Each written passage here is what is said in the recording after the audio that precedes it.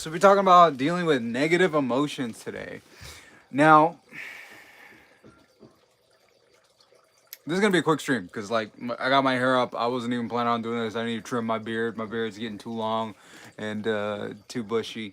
But I just wanted to come on here and quickly talk about dealing with negative emotions because it's funny when you teach this stuff or talk about it and share it with people, they assume that you're superhuman, like you don't have the ability to feel emotions. No, no, I'm like everybody else. I feel bad.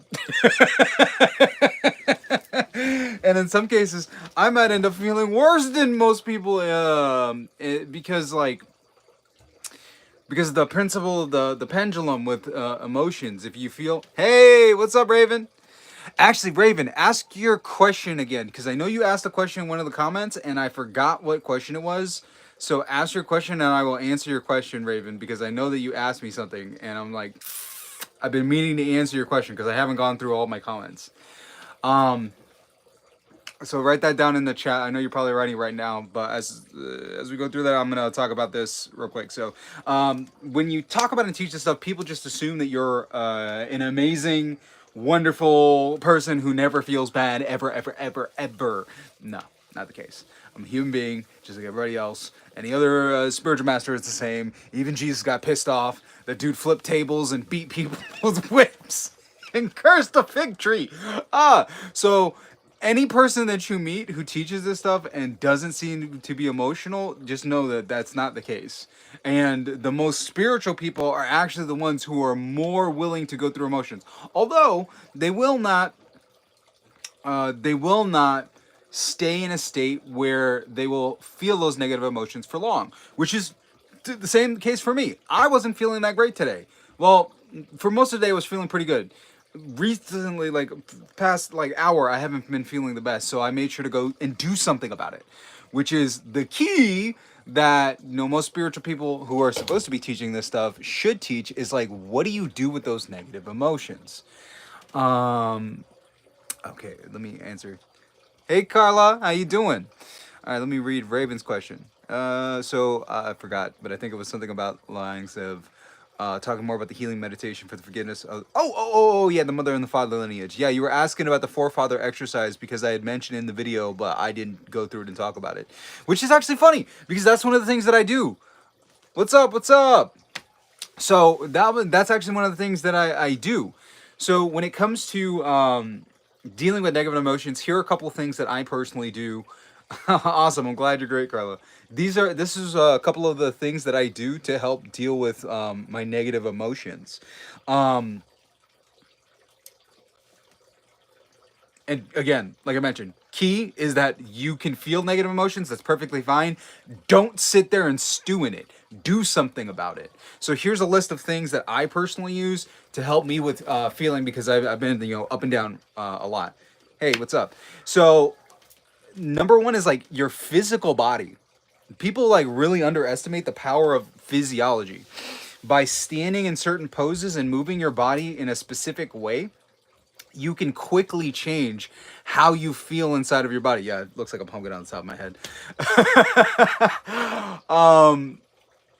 So quickly, if you're feeling bad, one of the quickest ways to change how you feel is to change your physiology as quickly as possible. And it really doesn't matter what you do to change your physiology. It's just doing things that create a rapid shift in your physiology that create changes in how you feel emotionally. So one of the things that I personally did, well, yesterday, because I wasn't feeling the best yesterday, I'll actually show you guys. One of the things I did, took my family out to Disney Springs yesterday, and we went and walked around. And at a certain point, I was trying to feel better because I was bothered by a lot of stuff. And when I noticed, that takes it. Yeah, no, it's actually held up pretty well. So one of the things that I was noticing was like how I was feeling emotionally, and one of the key things that helped me out a lot was paying attention to my like posture. So one thing that helps out a lot with feeling better emotionally is like shifting your shoulders backwards. If you're feeling negative most of the time, think of it this way. If I say that somebody's depressed, you immediately have a picture of like how this person holds their physiology. And you could let me know down in the comments. If somebody's depressed, how do they look? Number one, where are their shoulders? Hunched over, leaning down. Where are their eyes? Downwards. How are they talking? Are they talking fast? Or are they talking slow and low? Are their movements slow? Are they hunched over with their shoulders? And it's funny because we understand this when we talk about how the person looks if they're feeling that way. The interesting thing about how the body works is by moving yourself into those positions, you can bring yourself to feel those feelings as well. So if you're not feeling the best, if you change your physiology to the way that a person feels, like moves their body when they're feeling good, you'll actually influence your emotions to move in that direction. So if you want to feel better, immediately ask yourself, am I sitting up straight or am I standing up straight? Should I move my, and this is why the Wonder Woman pose works really well. They did a study on power poses and how they affected the body's levels of testosterone, and by moving into positions like hands on sides in the Wonder Woman position, hands behind the head with legs up. What is actually happening is one important part is like shoulder posture. So where your shoulders are really have a really big effect on how you feel emotionally. So by doing the Wonder Woman pose, you immediately throw your shoulders back. Same thing with the arms behind the head. It's the movement of the shoulders and the back. So by manipulating the muscles on the back and your shoulders, you can quickly change how you feel. Another thing to do in terms of physiology is like handstands. If you could do handstands against the wall, that'll immediately change how you feel. Javier, what's up? Yeah. I'm glad. I'm glad I came on too. Yeah, mountain pose. Mountain pose is another good one. Yoga. So the reason why I made the blanket statement talking about radical changes in physiology is because there are so many different systems that you can use to move the body. There are the power poses. So like that, you got mountain pose, which is a yoga pose where you place your foot in on your, here, you place your foot on the inside of your knee. Like it's supposed to be slightly above the knee actually. And then balance on one foot. And the way you're supposed to do it properly is by dropping back the shoulders. Proper body posture makes a big difference. What's up, Steve? Yeah, mountain pose. Doing yoga is another thing that works really well. So those are like static poses for the body. Things that I've done that work really well in terms of like motion and movement, running. Running and walking, some of the most powerful things that you can do to rapidly change your physiology, because if you're running, you're actually getting the blood to pump in the body and you're changing the neurochemistry in your brain, so you're pushing things in the right direction. Oh, please.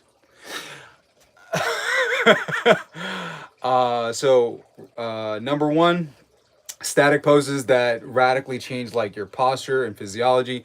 Running works out really well. Working out is like absolutely freaking amazing. Like I've done, when it comes to working out, I've done a whole bunch of stuff from yoga to weightlifting. So anything in those areas, they seem like they're completely disconnected from stuff like manifestation. But when we talk about being a person in a physical body, you really do need to like think, how do I feel? How do I make myself feel better? My woman and my daughter are actually in the other room. So radical changes in physiology are some of the most effective that I've personally found that make a really big difference for me. Outside of radical changes of physiology, stillness actually works really well. Yeah, I can't believe you caught it too.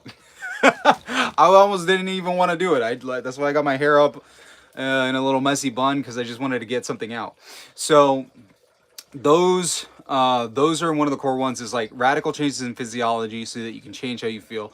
If you change and move motion through the body and do something differently, you're going to feel different. Steve asks, may I ask, can yoga help with manifesting in general? Yeah, I mean, of course. And it's funny because when people refer to yoga, they're usually referring to hatha yoga, which is like the asanas, the actual positions. But anything that you're doing to manifest usually has its roots in yoga, because yoga is a much bigger system. Hey Kiva, what's up? Nah. Um, what was I saying?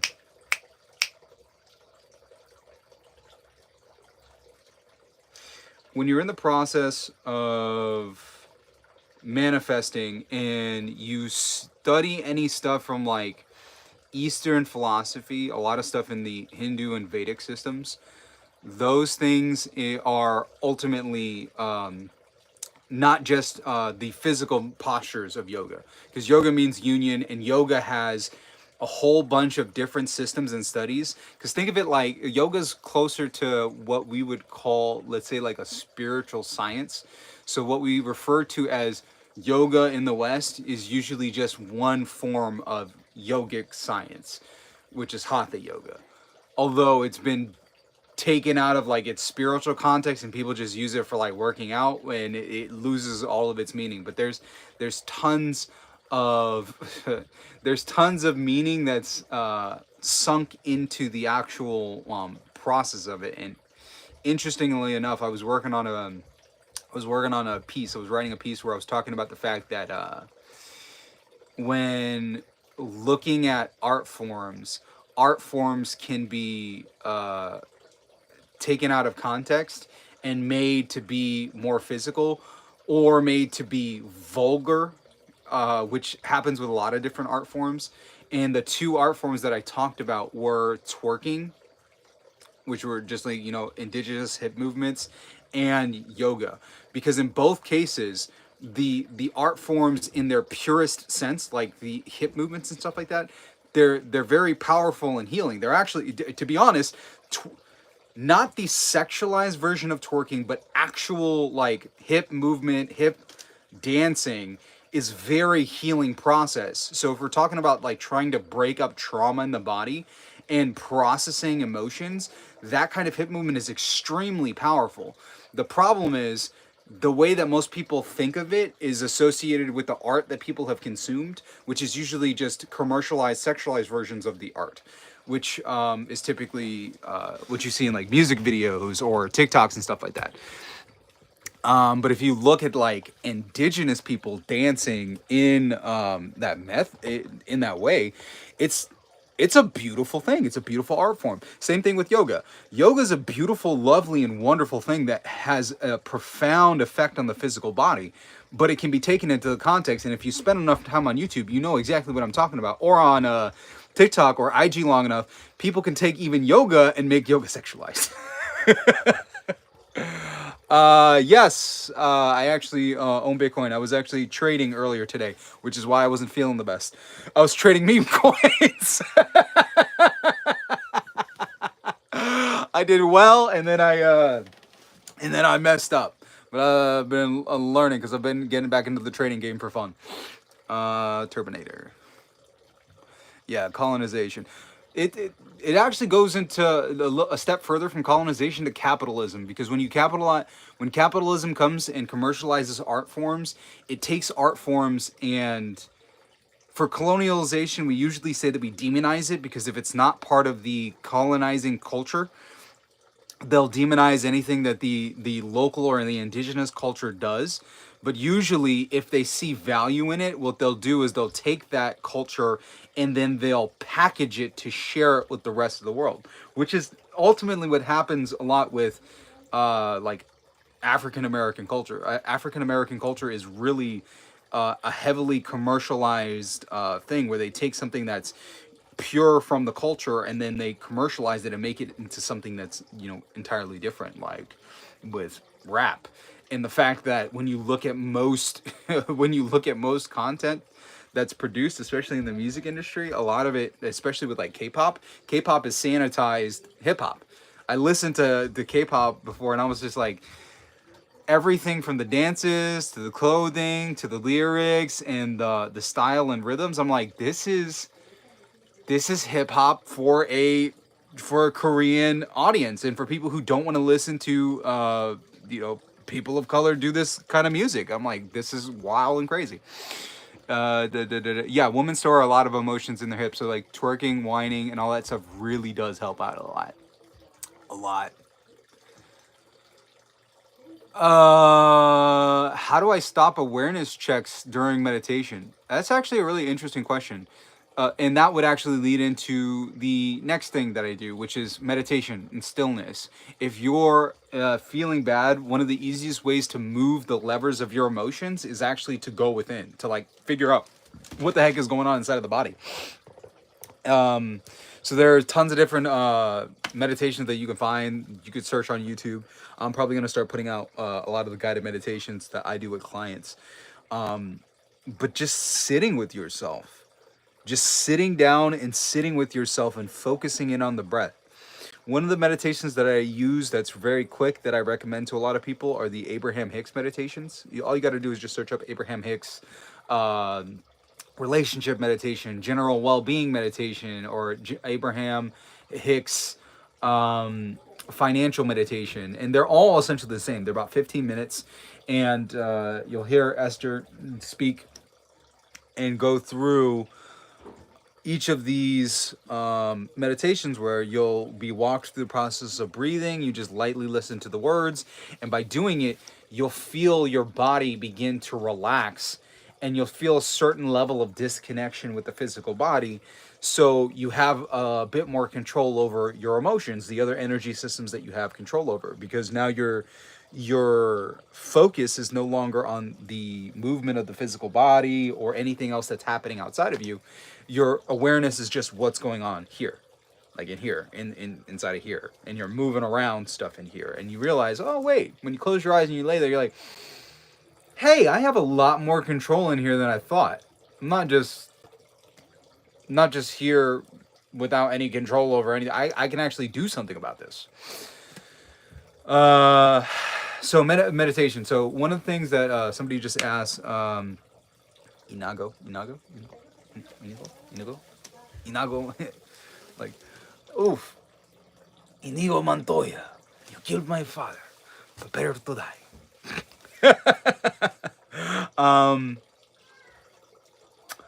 Stopping awareness checks. One of the things that you'll notice is if you practice meditation for a long period of time, your awareness will shift and you'll have different things pop up. Yes, the Princess Bride. Because we have somebody in the comments who's got stuff in there. Okay, so in meditation, this is coming from somebody who's really, and I mean really gone deep into meditation. And I mean like, I've done meditations for 4 or 5 hours straight. I will wake up at 4 a.m. to do meditations. Not every day, but I've had very long streaks where I've sat there on average like 2 to 3 hours, and my longest stretch is like 4 to 5 hours sitting in meditation. And it's not like I just started and got there. No, it took a lot of time and effort. But to get to that point, I had to overcome a lot of things. So I'm very well versed in what goes on in meditation, and I could tell you about what to do with awareness checks. So when you're in the middle of a meditation, and please don't mind my eyes, because they do that thing if they do the weird thing my eyes usually do when I do this stuff for meditation, because I'm moving the energy in my body. So like, if you're sitting there in the meditation, what you'll notice is as you sit completely still and breathe, you'll begin to become acquainted with all of the patterns inside of your body which are constantly going on. You will begin to breathe and notice any tension that you hold in the physical body. Let go of that tension and release it. You'll begin to notice the self-talk loops where you'll hear yourself say the same things over and over and over again. I'm going to get on EFT because that's another one of the steps that I use for releasing negative emotions. So you'll hear yourself talking. And if you sit there for long enough listening, you'll realize, oh wait, I don't have to continue saying that. And then you'll realize, and what you'll realize is these thoughts are the things that are making me feel like this. If I stop thinking like this, or I just let go and I'm aware and I stop thinking, then I will feel differently. My emotions will raise. I'll feel better if I just stop this negative loop. Because nobody's forcing me to think this. I'm just choosing to focus on this. So if I take my attention away from it, I stop the energy, I remove my awareness from that, and it falls away, disappears. That's why I like the process that helps with awareness is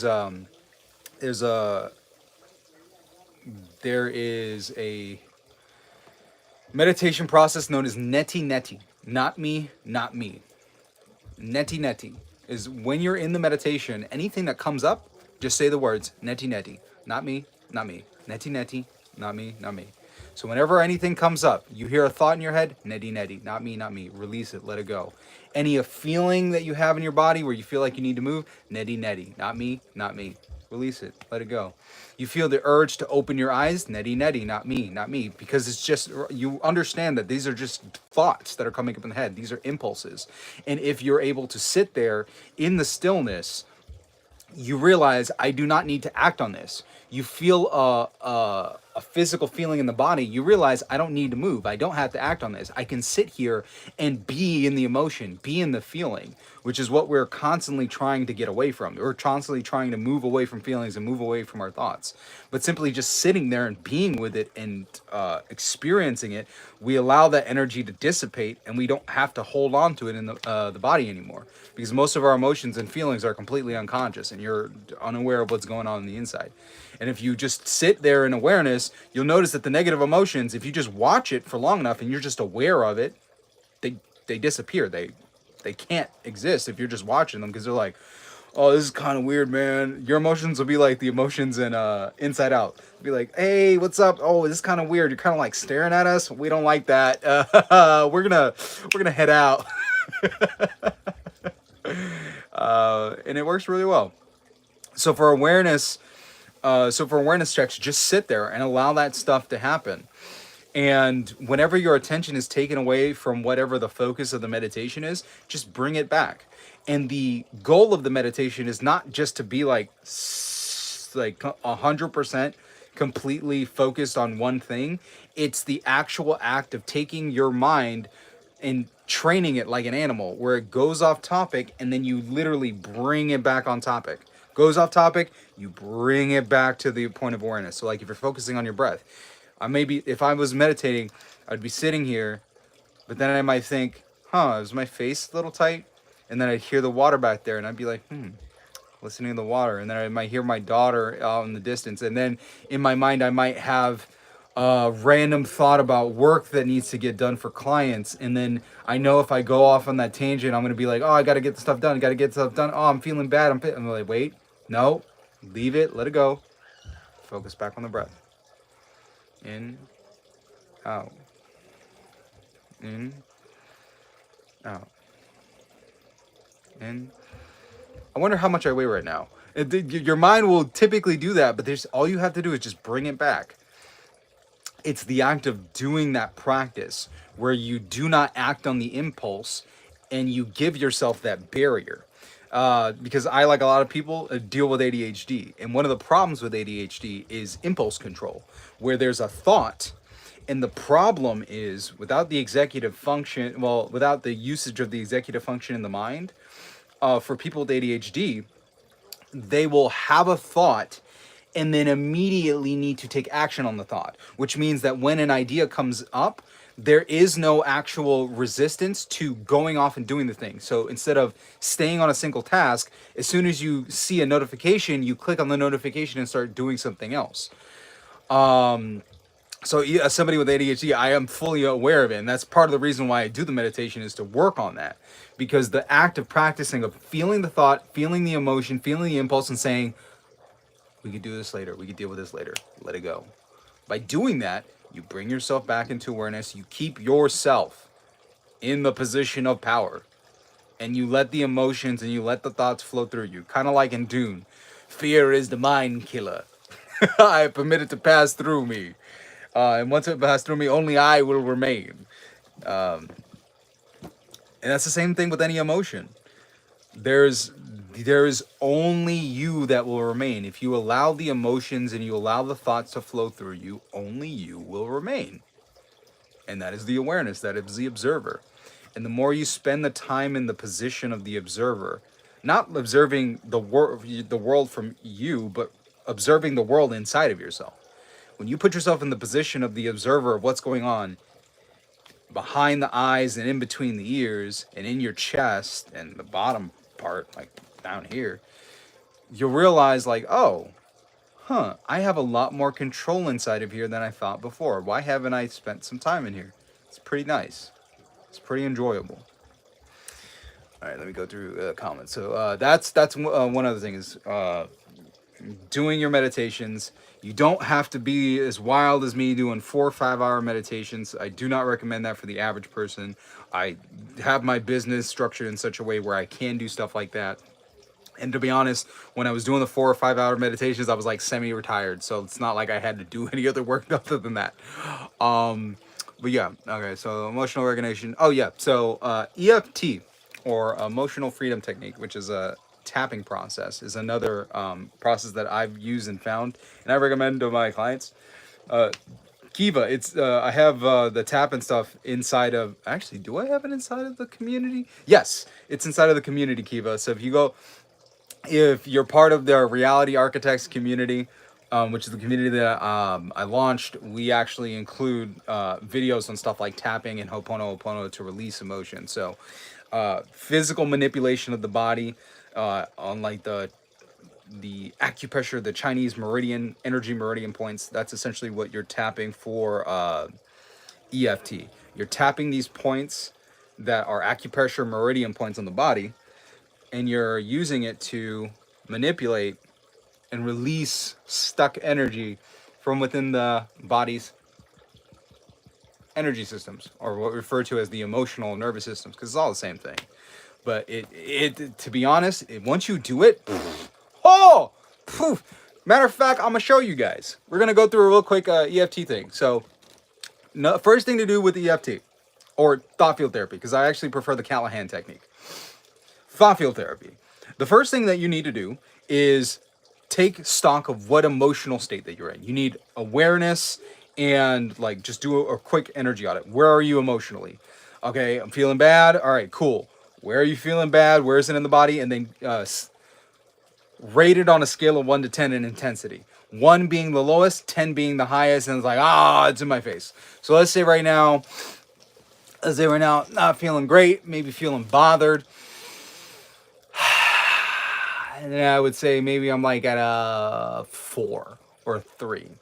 Cool. Let's say 4 for the sake of this demonstration. What I'm going to do is, after I say 4, I know what state I'm in. By doing this, I'm going to go through the sequence and then notice the change in feeling that I have inside of my body. So pay attention to this for you. We're going to tap on a series of points, and you're going to repeat the following phrase.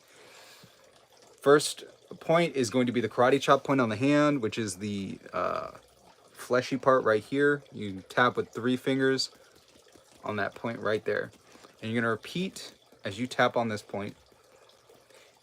Even though I feel this way, I love and accept myself. Even though I feel this way, I love and accept myself. And you'll start to feel like energy in the body. You'll start to feel movement at different points in the body as you tap here.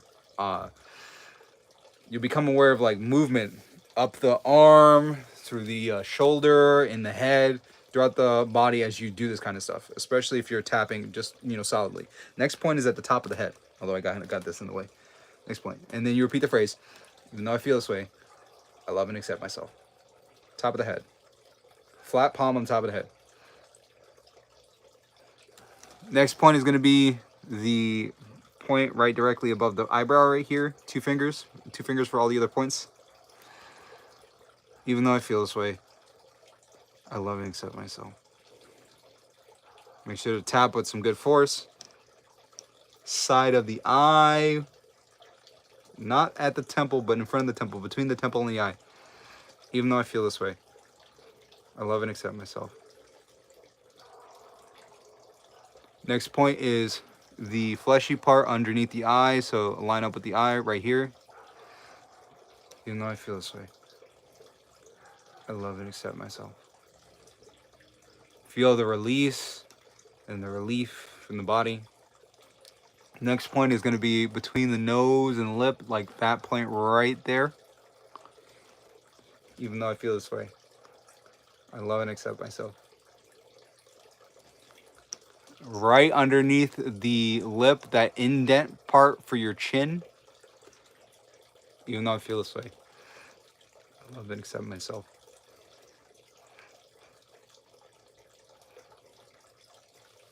Next is going to be the collarbone. At the end of the collarbone, where you have the collarbone beginning to move back into the body. So you're tapping the end of the collarbone. Even though I feel this way, like the ball of the collarbone, I love and accept myself. Even though I feel this way, I love and accept myself. Then we're going to do the chest, fist on the chest. I usually go down the chest to feel the feeling through the chest. Even though I feel this way,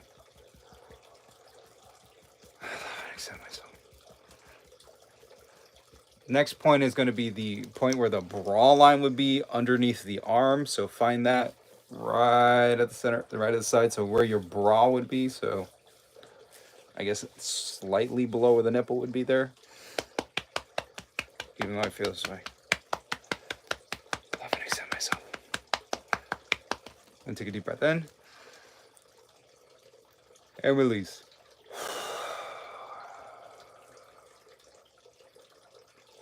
And you'll be shocked and surprised at how quickly and how drastically you feel will be different. So if you did it, let me know in the comments, like, how do you feel? How different do you feel by doing this?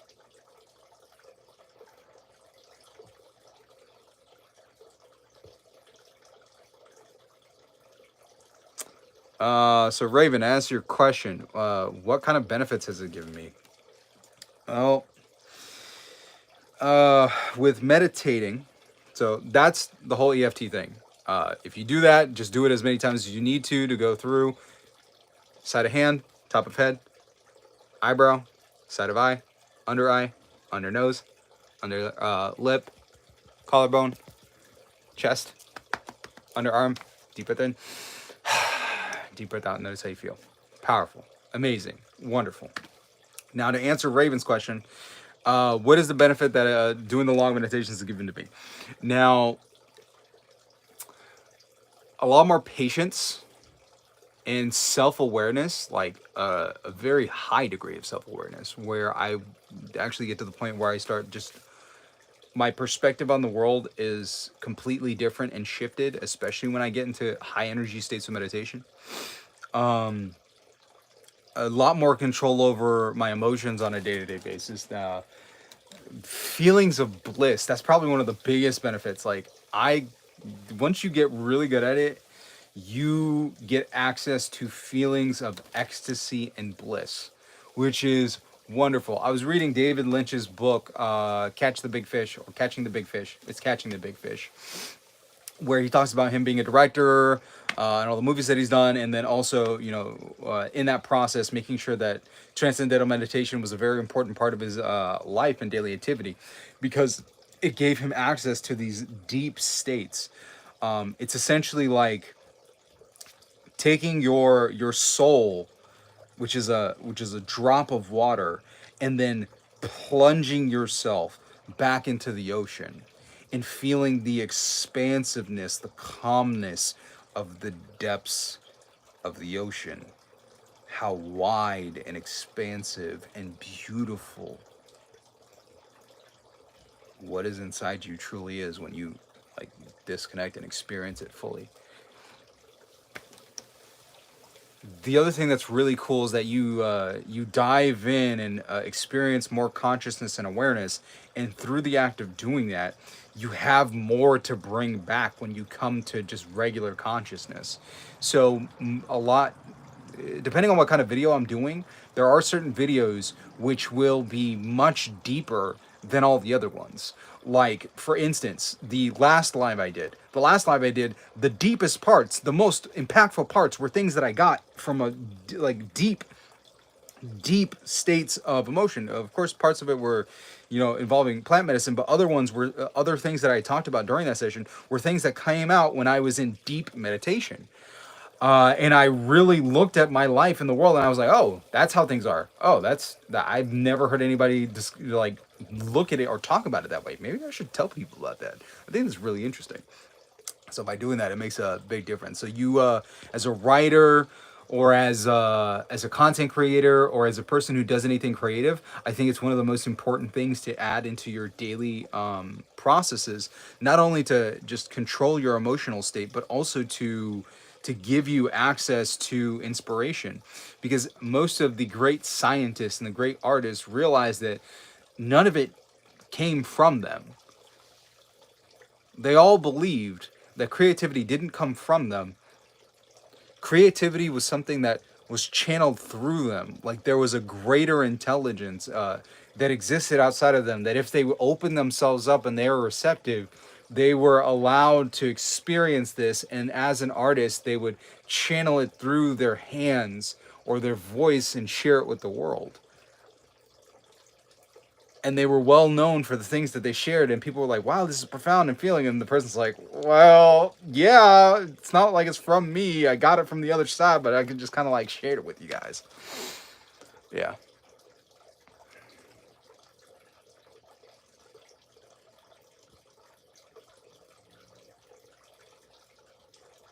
Illiteracy, why would I be paddling illiteracy? I actually really do enjoy when people spend time reading. When you're talking about the science, what was I talking about for EFT? Oh, EFT, not pseudoscience. Just try it. Like I'm 100% for the scientific approach.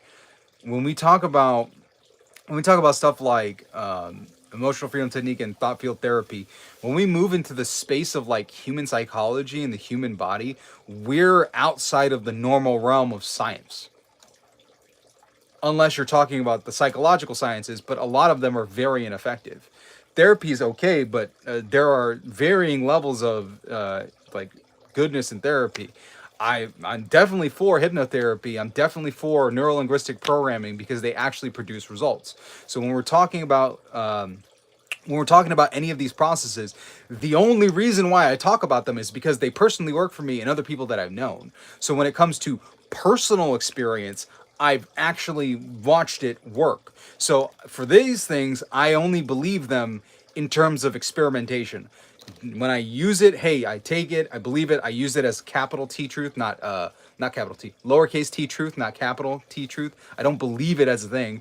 I only believe it enough to actually test it out, and if it works, great. If it doesn't, I let it go.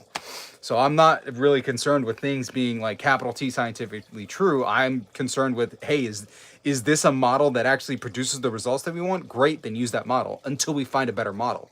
So for dealing with emotions, thought field therapy, that stuff works. Like I've had conversations with people where I've literally given them the processes. I had one person who's one of my favorite people that hit me up on my original Reddit post, and I actually got my Reddit account back. She DM'd me and we had conversations back and forth, and she was literally having panic attacks, crying, and like freaking out and going through these intense emotional bouts. And I gave her the EFT tapping sequence, gave it to her, and she used it, and immediately she was like, "Wow, I feel completely different. Like I'm not crying." I, and she was shocked at how rapid the shift and change was. So for people who need this stuff, I give it to them freely because it works. Steve, Brad Yates. I've never heard of Brad Yates, but if it works, great.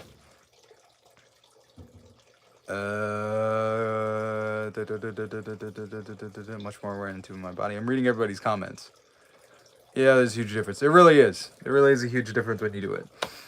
So you can take it from me and take it from everybody else in the comments who use it. So please, by all means. I'm glad it made your smile, tingle and pulse. That's what I like. I like doing stuff that's actually useful. Too much awareness starts to make you feel insane. currently be right now. All right, so if you're in that space, you need to ground. So if you're ever in a space where you feel like you have too much awareness, that means you need to do the act of grounding. You need to physically ground yourself back into the body and into the world.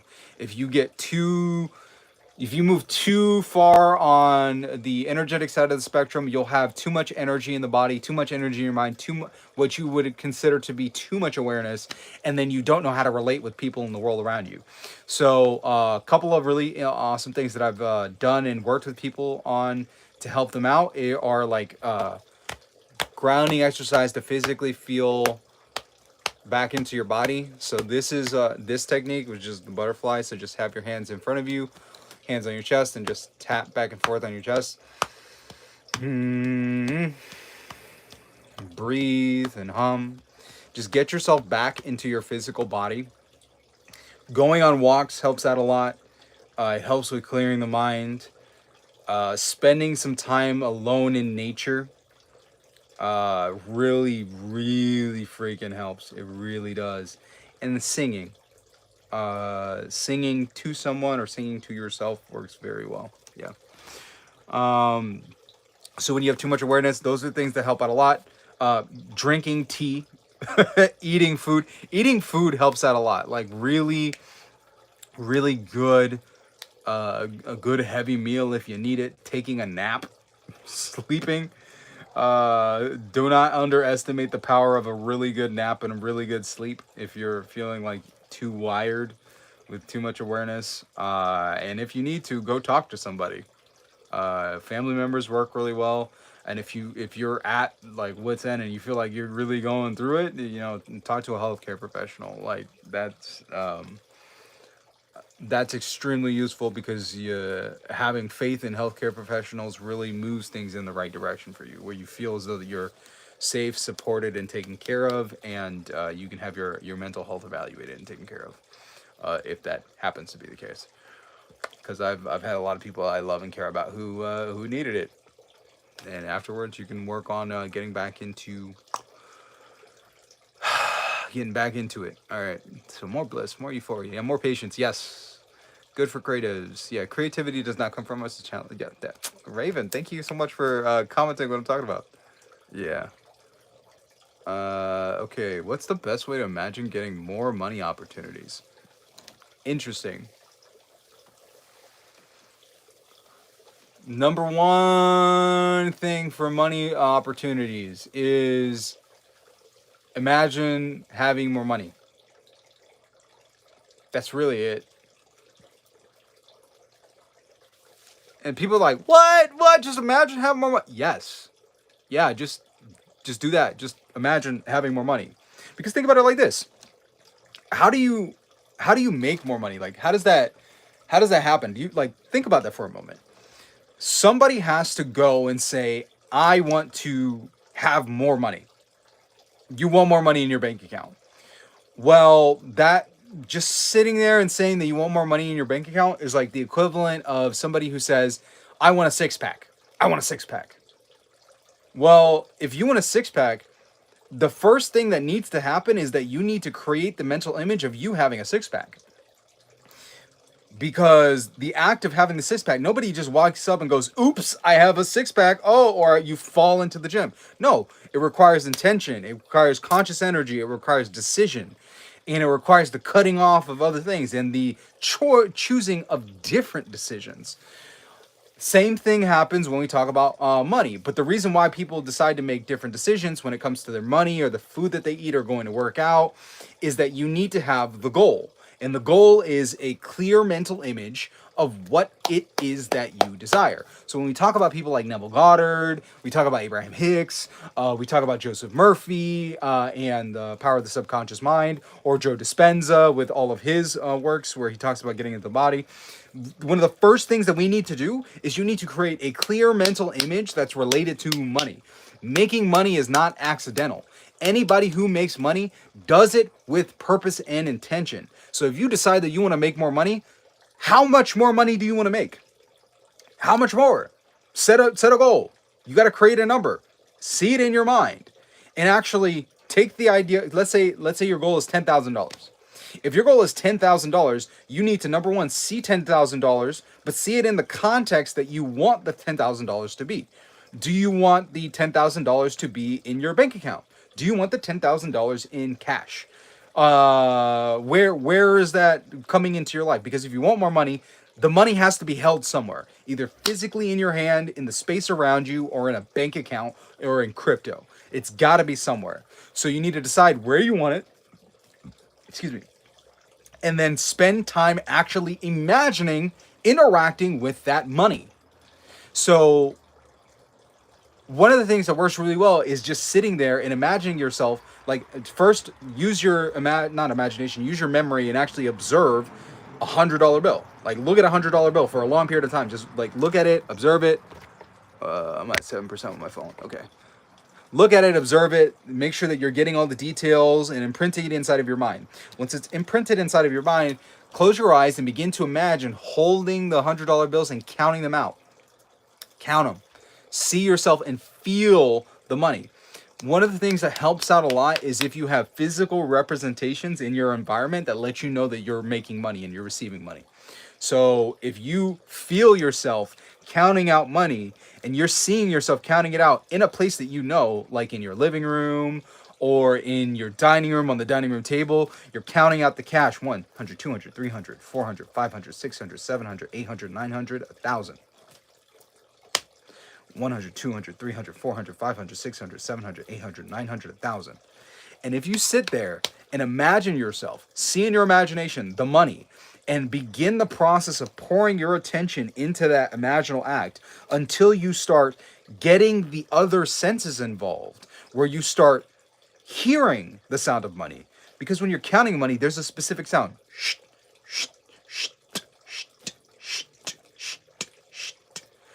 You'll feel the texture of the money, because money has a particular texture. It also has a specific scent. So smell the money. Once you start adding in those senses to your imaginal act, what you are literally doing is praying for money. The way you do prayer is by impressing things in your consciousness, in your imagination, until you begin to loop in your other imaginary senses. And it sounds weird until you actually really pour yourself into the imaginal act, but you really truly can count out $10,000. And some people are like, oh, I don't really know, I'll fall asleep while trying it, or my focus gets off of it. And it's like, well, then why are you surprised when you don't have $10,000? You have to focus on it long enough so that you get the feeling associated with it where you're doing the activities, and by doing the activities and having your imaginary senses involved, you'll feel like you have the money. And by doing that, if you just imagine just having the money, what'll happen is opportunities and things will start coming your way where you will be able to have the money. You'll have deals that come your way. You'll be able to learn skills that bring in the money. When I did my first imaginal act for making a large sum of money, my act was sitting on my dad's patio on the wicker chairs, and like showing him and telling him basically like, hey, I just made a whole bunch of money, and I need your advice. Like, I made a lot of money, like a lot, Dad. And he laughed. Yeah. And then I showed him my phone and how much money. He went, oh. And then I laughed a little bit. And I was like, yeah, it's a lot more than you thought.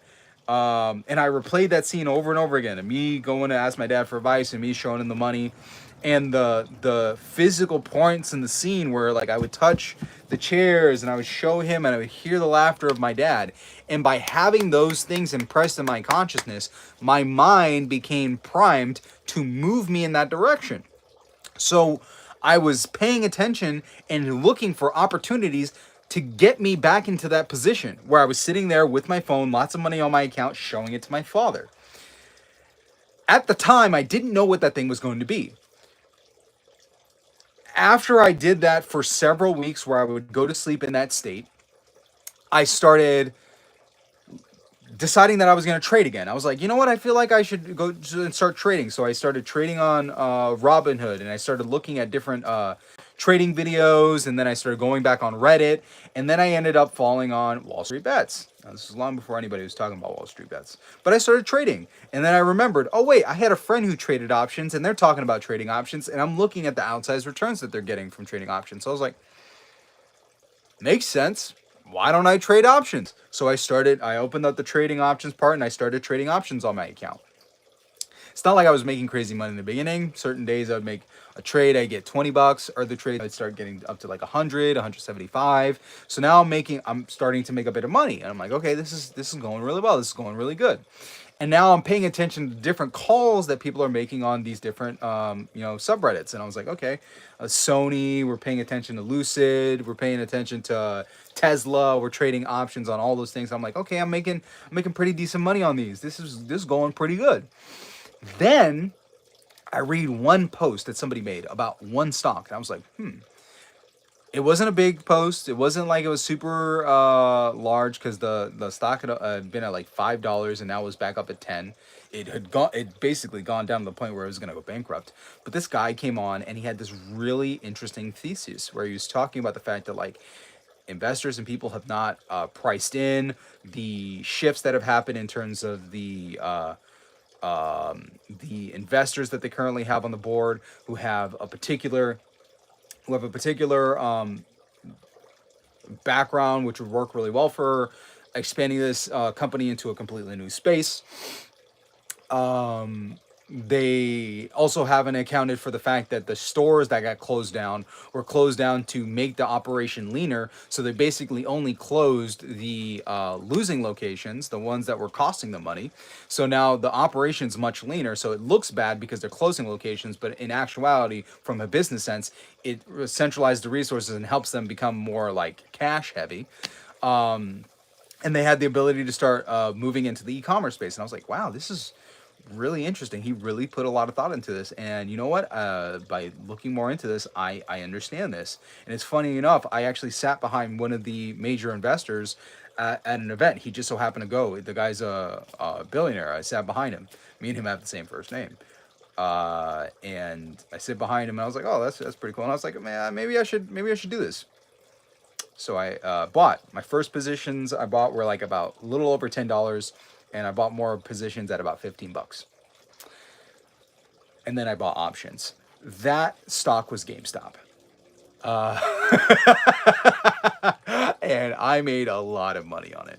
So naturally, once I had all the money in my account, I called my dad, and I said, hey, Dad, I need to come over and talk to you. And when I sat out on the chairs with him, I told him, like, hey, Dad, I have had this conversation with you many times. This is not the first time we had this conversation.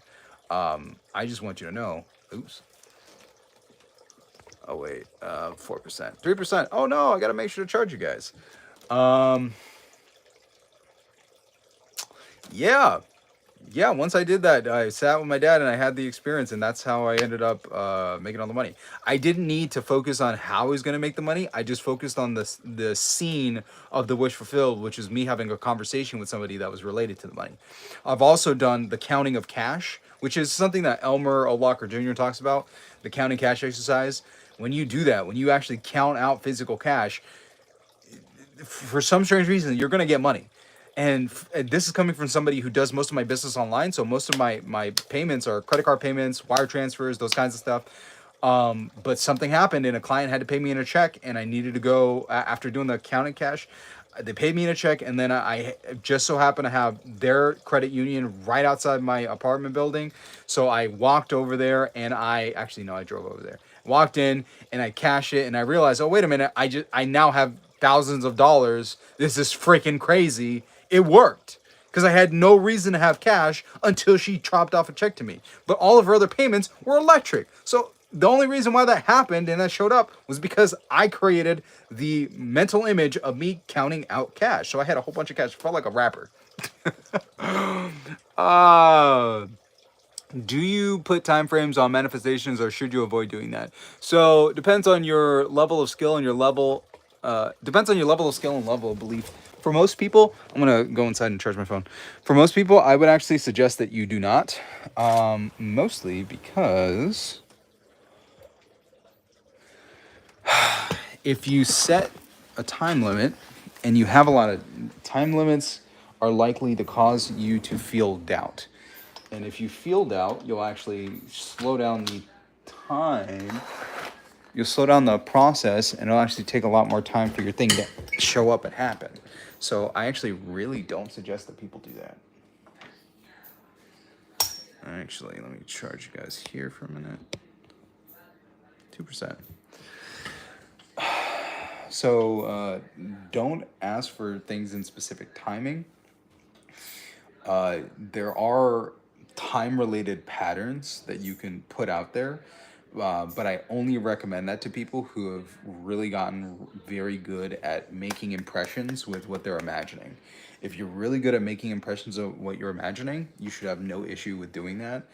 But it just requires a lot of focus, a lot of attention, a lot of energy.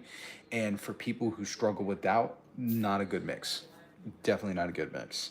What I recommend for most people is just to say everything happens in divine timing, like as an affirmation. So I release this to happen in its own divine timing. And when you do that, no matter what time it shows up in, it'll be the perfect time, which is very interesting because when you use those words and you say those things, that's what ends up happening.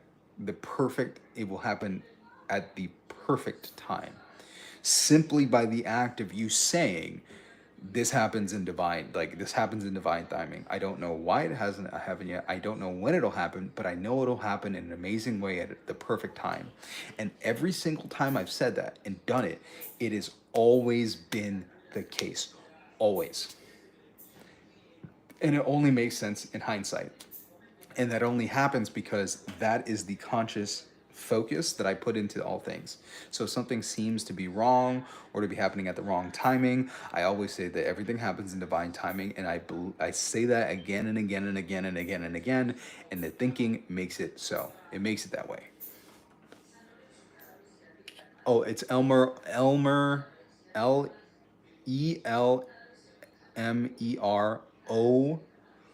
Locker, Locker Jr.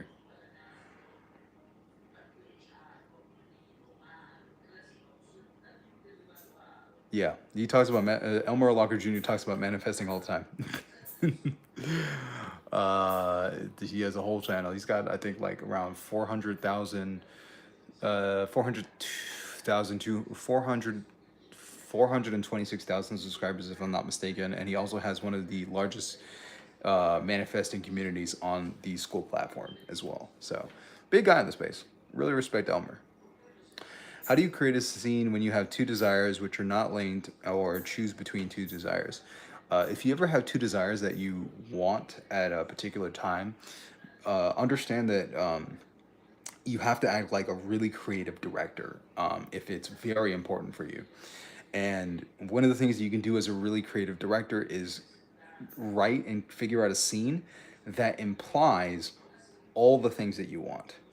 Let me see if this is charging properly. Okay, it's charging properly.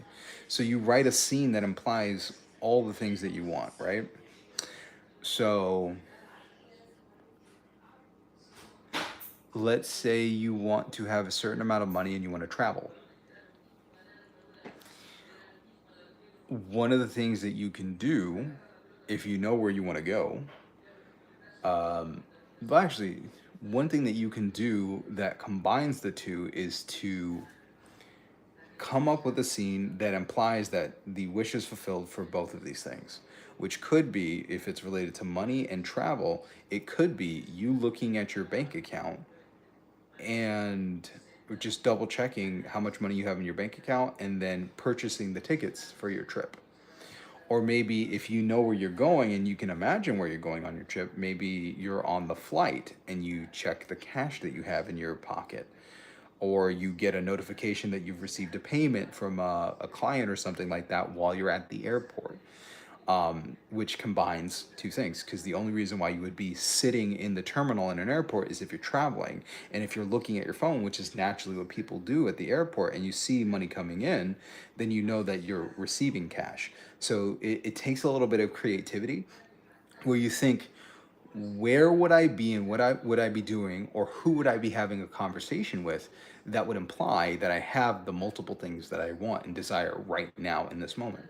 Because anything that you desire impinges on your present experience. Like if you're in a relationship, you're going to talk about that person. You're going to have messages from that person. You're going to think about the person. Maybe you're going to be going to the store to pick up something for that person. Um, Maybe you're meeting with one of their family members. All these things end up implying that you're already in the relationship. Um, so if a relationship is one of the things that you want, think of what is a scene that already implies that you are in this relationship, and then just go to the end. What is that like? Welcome back again, Kiva. When you manifest SPs, is it possible to manifest better relationships in general, not just romantic ones? Like, how would you manifest getting along better with all the family members?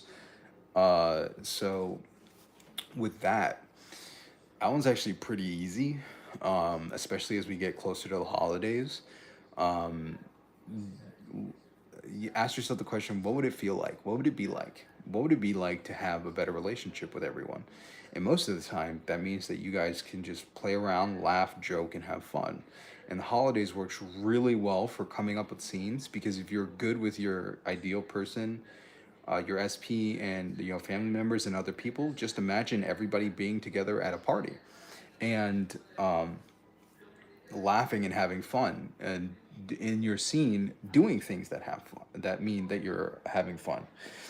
Because if you're with your specific person and you're at a Christmas party together, naturally that's going to mean that things are going well between you and anybody else who's there at the Christmas party. So if you guys are playing and singing karaoke and having fun and laughing and joking and drinking eggnog or cremas or coquito, um, you can imagine your hand with the glass of coquito, taking your sips. Ooh, feeling good as everybody laughs, jokes around, and sings their songs. That right there is perfect scene. So I think that might be a really good go-to for any time during the year. Although you would have to wait for that manifestation to happen, but like parties work really well as an imaginal scene that lets you know that things are going really well, especially if they're like home parties. Like, ooh, okay. Is it right to yeah, yeah, definitely. Oh, I'm glad that you used that to manifest your last job, Kiva. Congrats on that. Yeah, go try it out, Raven. I always love getting the comments of people coming back like, "Oh, what you said worked." Like in the community, we have in the school community, Reality Architects. So that was the community I launched. We did we did a live Q&A last week. And was it last week, Kiva, or was it this week? No, it was this week. It was Wednesday. It was Wednesday this week. We do that. And I'm talking to one of the guys in the community, Alex.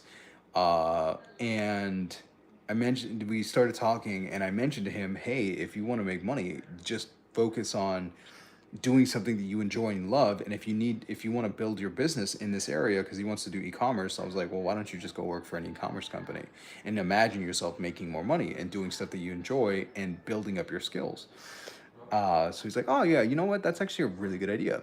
So he went off and he started doing that and started thinking about it, and sure enough, within days he comes back and he's like, hey, I just closed the contract. These guys are going to be paying me $1,000 a week. He already fronted me $400. And it was one of the boss guys that I had, and he was going to be launching an e-commerce brand, and he needed somebody to come on as manager. And then I said I was interested, and then he hired me for it, like almost on the spot. So I already got paid, and it was like that. I was like, oh wow, that was actually amazing. And that's how quickly things can happen. He went from looking for jobs and applying at a bunch of different places, and it's not in the U.S. He's over in Germany. He's decided that he wanted to do this, and then literally within days, got the job. Happened, like that. And that's what happens when people have the right mindset and have the right tools. If you have the right mindset, you have the right tools, and the right community that pushes you in the right direction, you can have things that happen super quick, super fast.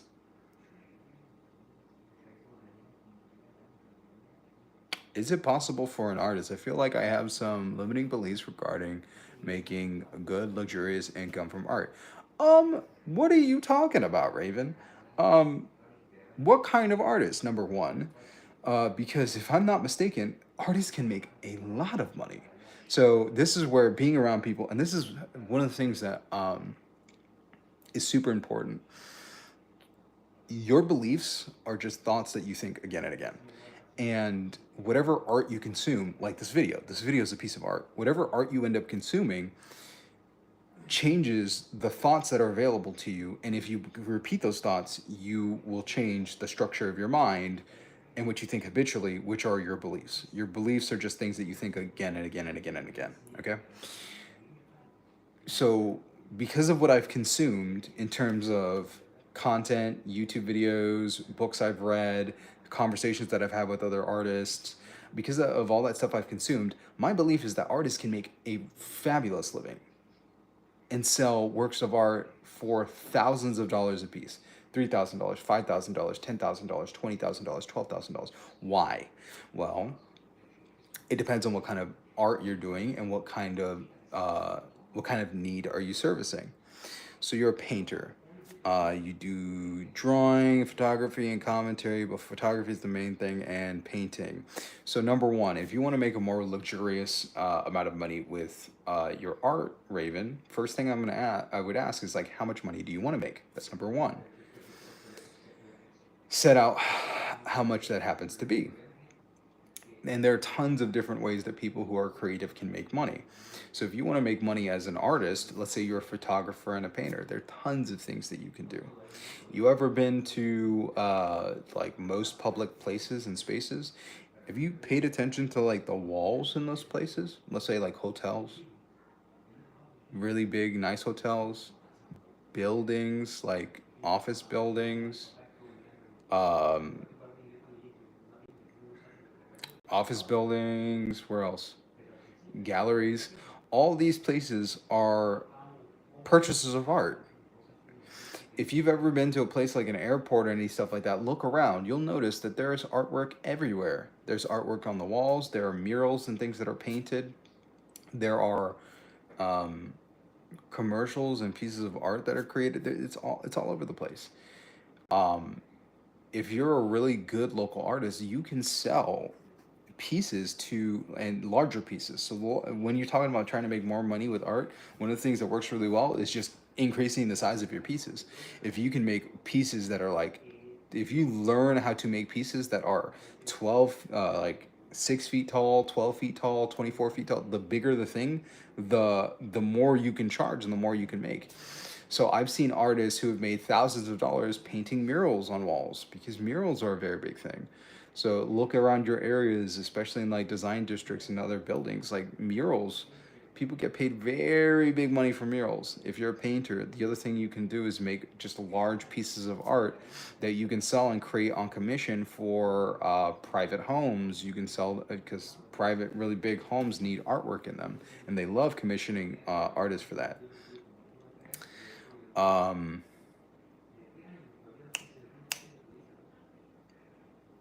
there's that. What else are they saying? Um, Reaching out to hotels and getting them to buy, or building relationships with galleries, and wealthy people who are art collectors. All these things are opportunities for you to make more money as an artist. Then there's also education. If you're a really good watercolor artist, or really good acrylic artist, or oil painting, you can teach people how to do what you do and make a lot of money. You could put together courses where you're charging 25, 50, 100, $150 a pop, and you're just teaching people these processes. You can also craft events and experiences. There are the paint and sip experiences where you set up paint and sip events at the beach where you're teaching people. Michael, I'll answer your question in a second. Where you're teaching people how to paint the same painting, and now you're creating and crafting experiences. You can do classes where you're teaching people how to paint in person. You can do classes where you're teaching people how to build and do huge murals and paintings. So there's tons of different ways that you can end up making money, and there are tons of ways that you can make 6 to 7 figures a year easily. 6 figures a year is ridiculously easy if you understand what you enjoy doing related to art, and then just figuring out how do I package what I do in a way that helps other people, and then something like that. Yeah.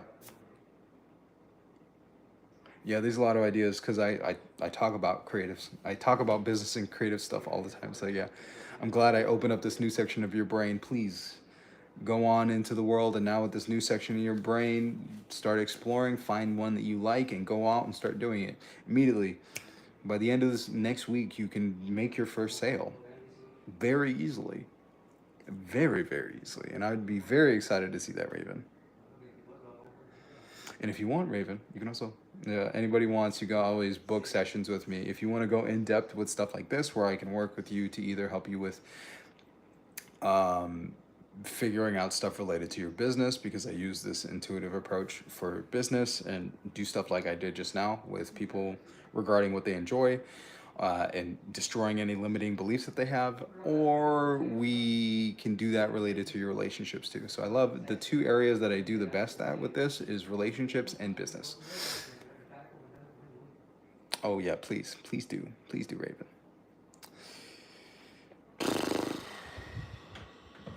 Yeah, the limiting beliefs about being a startup artist is all based in art and hearsay, what you've heard other people say. You've heard other stories about artists doing not that well, but that is not true. It is not the truth.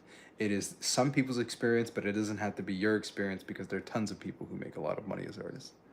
I personally know a lot who do. I'm actually struggling to find a. Oh, wait. Hold up. What did Michael say? I need to answer Michael's question. I've been having trouble falling asleep lately. I'm trying to get my partner back, but every time I go to bed, I am in the feeling, and then I can't fall asleep. Sometimes I even stay awake the night. So you want to make sure that when you're doing the meditations, that you are relaxing the physical body and relaxing the attention. And if you just repeat the visualized scene of you being together with this person, and relax yourself. Relaxing is the most important part. When you relax yourself, it's much easier to just drift away into the feeling. So the relaxation is super important. So if you're having trouble trying to sleep, most of the time it's because the energy is too high and you haven't relaxed. Relax, breathe. It's okay. And one of the most important things is just feeling gratitude. Thank you. Thank you. Thank you. Thank you. Thank you. Start drifting off. Works very well. And that's actually part of, well, not the thankfulness part, but the relaxation. That's part of what people do in the military to help them with falling asleep very quickly, is like tensing every muscle in the body for a short duration, and then total relaxation. And when you move from total tension to total relaxation, it's much easier to just fall asleep. Also, I'm a hypnotist, so by me explaining that and how I talked about it, if you actually look back at it, what I just did is just give you a bunch of hypnotic commands, so you should fall asleep. No problem. You should lay down and find yourself falling asleep easily. More easily than you did before, and wake up feeling completely refreshed. And I can't wait, Michael, when you come back and let me know how things have gone since your sleep has improved, and what you're going to do with all this extra energy and time from all this good old sleep. I've actually been struggling to find a scene, like moving to another country for studying and getting married to my SP. All right, so actually, who do you care about in your life? Who would you talk to about your ideal person? That's the one thing that really works very well, is like, don't just think about the specific thing that you want. Think about how it would affect somebody that you already know. If you can see the manifestation reflected in someone else, it helps out immensely. So for me, when I wanted to make a large amount of money, I didn't think about how just like how I would feel. My conversation and the thing that I could figure out was, how would my dad react to me having a large amount of money? What would that conversation be like? And by doing that, I was able to play the scene like a character where I was seeing the manifestation on his face. The fact that I knew it was a large amount of money was the shock that was on my father's face when I showed him my phone and showed him the balance. So when I played that scene again and again, I knew it was a lie, and I knew the feeling and the pride and the little joking back and forth I had with my dad, because I had played that scene and I know how my dad acts, so I could project the reaction. Like, reasonably, I could understand and project what kind of reaction my father would have. So your question should be, who's somebody that I would interact with that I know a lot about, and talk to them about the thing I want to manifest, which could be the relationship, it could be the money, it could be my health, or whatever you want. Because if you have something that's changed in your life, you're probably going to talk to somebody that you care about that thing. And by discussing this with them, you can end up finding out, like, oh, this is what's going on. Because if you have a relationship, you're not only in the relationship with the person, you're going to be talking about the relationship, or somebody else is going to comment on your relationship with somebody else that you care about is going to comment on your relationship, because your friends are going to talk about your significant other, your family members are going to talk about your significant other, your coworkers may talk about your significant other, your enemies may talk about your significant other to you. Random people on the street may talk to you about your significant other, although I wouldn't do the random people on the street. But you can tell that you're in a relationship by how people interact with you and act with you. Your parents are going to treat you different. Your coworkers are going to treat you different, and the rest of your family and anybody else who knows you is going to treat you different, because they're going to be like, "Oh, you're different. You're happy. Wow, I've never seen you this happy before. This is wonderful. Congratulations.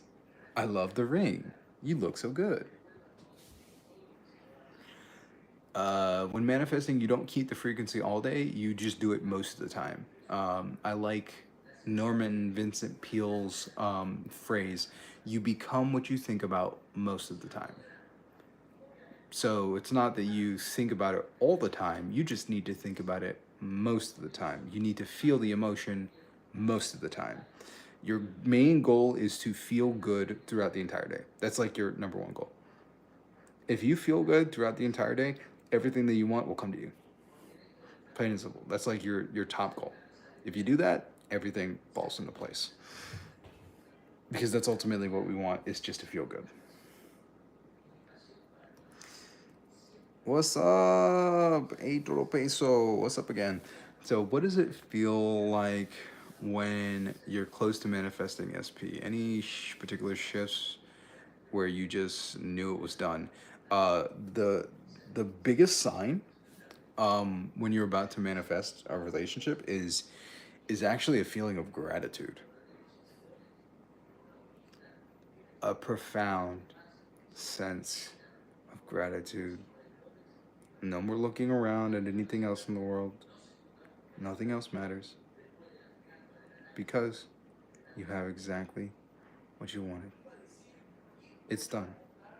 And all you have to say is thank you, thank you, thank you, thank you. And really feel that feeling. Once you get to the feeling of like thank you, like a kid who has where you look under the Christmas tree, because it's Christmas time, we got the Christmas tree up over there. When you're like the kid who can see the Christmas presents underneath the Christmas tree, and you see a Christmas present that just so happens to be shaped just like the gift that you want, what is the feeling of gratitude that you feel? Because you already know that it's yours. It's similar to that. It's like, thank you. You actually listened and you got me what I wanted. And I know it's there. I know it's mine. I may not be able to open it up today, but it's already done. It's already mine. It's already there. Like if you have a bike-shaped present underneath the tree, you already know it's yours. You already know it's there. So you feel the gratitude and thankfulness for it. Also, like payday. When Friday comes around on payday and you're like, oh man, I'm so excited. I'm so excited. The payment doesn't have to process yet, but you're already excited and you're feeling the excitement and gratitude that it's already there because you know it's coming. That's the feeling that you want to get into, is that profound feeling that it's already done. Like the payment has already been processed. They already let you know, hey, your check's been cut. It's on its way. The direct deposit's on its way. It should hit it at some point during the day, just like that. That's how you want to feel.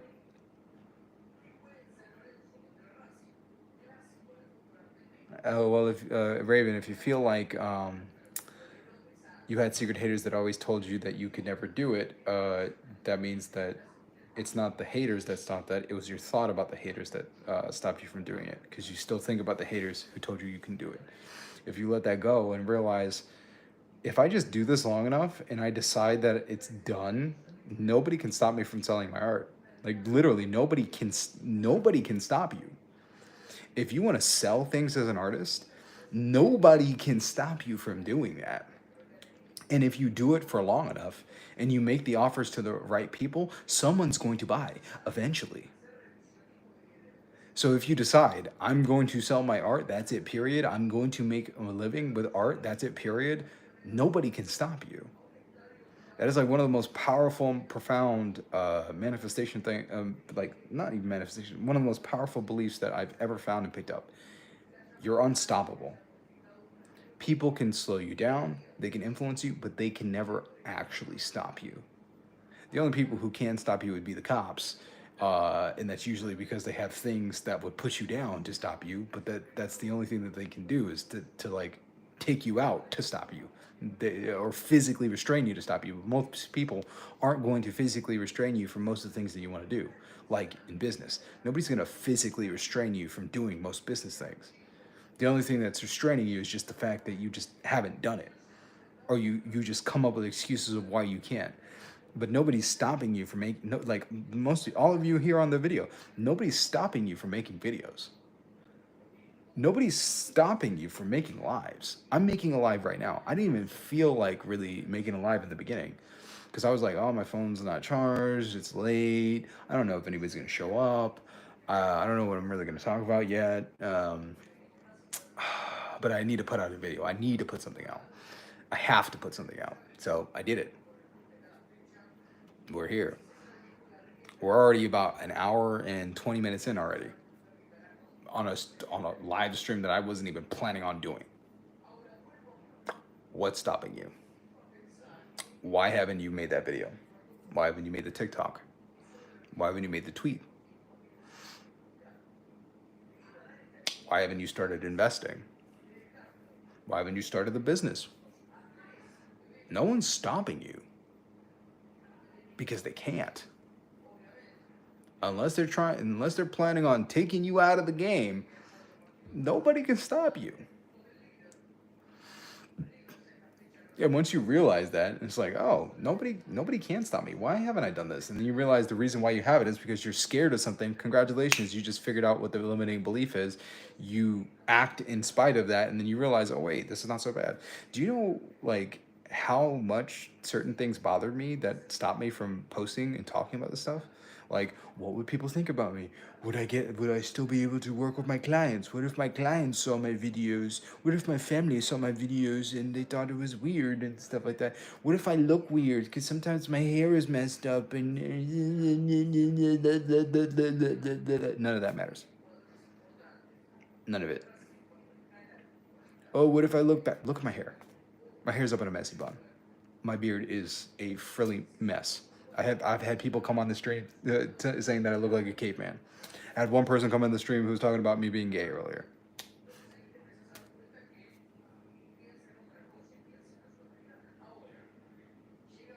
I'm wearing this shirt, which is got holes in it because I think my daughter bit it. And it's one I got from at South by Southwest from a Japanese group. It says sipping liquids, feeling interesting, and it's got fish and ladies like laid out over beds of rice like sushi. I don't look camera ready. I didn't fully prepare, although I knew all this stuff before, but I didn't fully prepare. I just decided I was going to do it. I was going to figure out things as I went along. I knew that the phone was going to end up dying, so I'm like, let me just go inside and charge it. Nothing was stopping me other than myself, so I just decided that I was going to do it. So what is it that you truly want to do, like truly freaking want to do, that you've wanted to do all year? What is something that you truly want to do?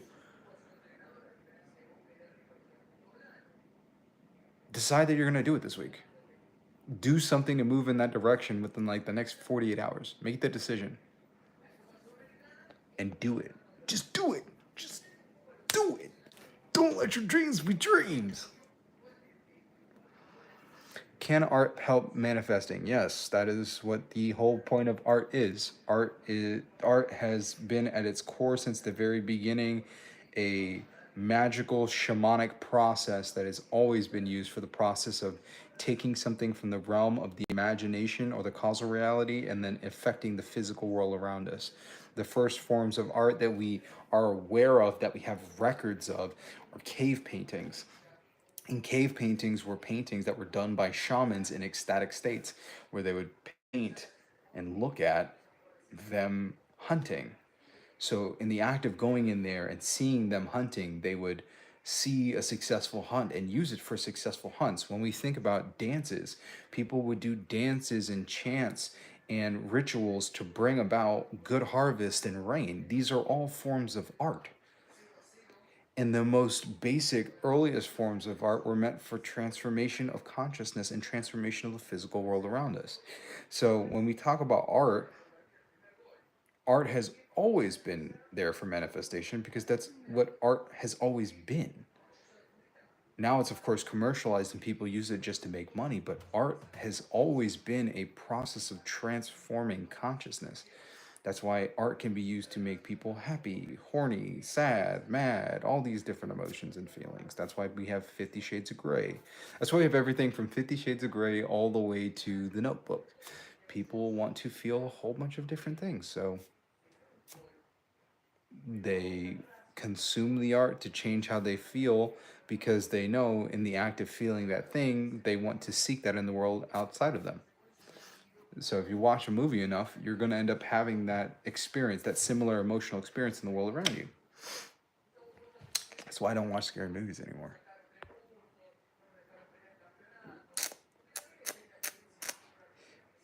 Yeah. Oh, Enzo, what's up, man? Are you going to Peru? Congratulations. Congratulations. Definitely let us know how things go with the proposal in Peru, Enzo. That's going to be amazing, man. Uh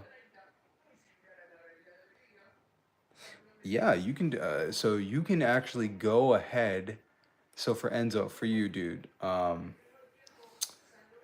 if you want to manifest an amazing trip, forget the money for a moment. What is the feeling of the wish fulfilled, or what is the scene that implies the feeling of the wish fulfilled, which is that you guys had an amazing trip?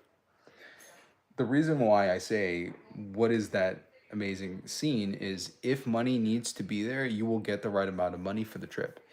If it's just having an amazing trip, you can end up having things fall in place in the perfect way. Because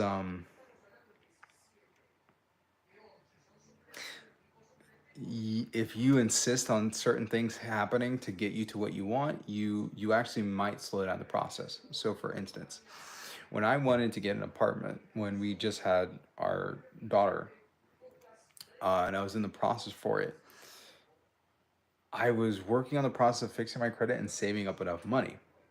The two things that I thought were prerequisites that I needed to have to get the apartment were that I thought I needed to have enough money, and that I thought I needed to have my credit fixed.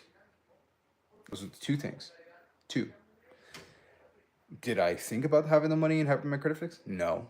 What I did was I imagined myself in our apartment and saying and repeating again, "Isn't this wonderful? Thank you, thank you, thank you, thank you, thank you, thank you, thank you, thank you, thank you." And I repeat that. I'll repeat, thank you so much, thank you, thank you, thank you, thank you, thank you, thank you. I was just so grateful. Like I felt this wonderful, amazing, blissful feeling, like this amazing miracle had happened. Months go by and we don't get the apartment. I had been telling her that we were going to get the apartment before our daughter showed up. But for some reason, it just wasn't happening. She has the baby up here. I quickly realized that the reason why she was still up here was because we needed to have the baby up here. The entire birth and the experience afterwards was perfect up here because we're literally in the middle of nowhere, and she basically had the entire maternity ward to herself. There's only one other woman that was there before we got there who gave birth, and there's only one woman who gave birth after she had given birth there. The entire rest of the maternity ward, all to us. So all of the nurses and everybody and our doula, everybody was there to take care of her and make sure that her and baby were great, and that was awesome. I think it was maybe like a week or two had passed, and then I went back down to South Florida, Miami, and my dad picks me up. Um,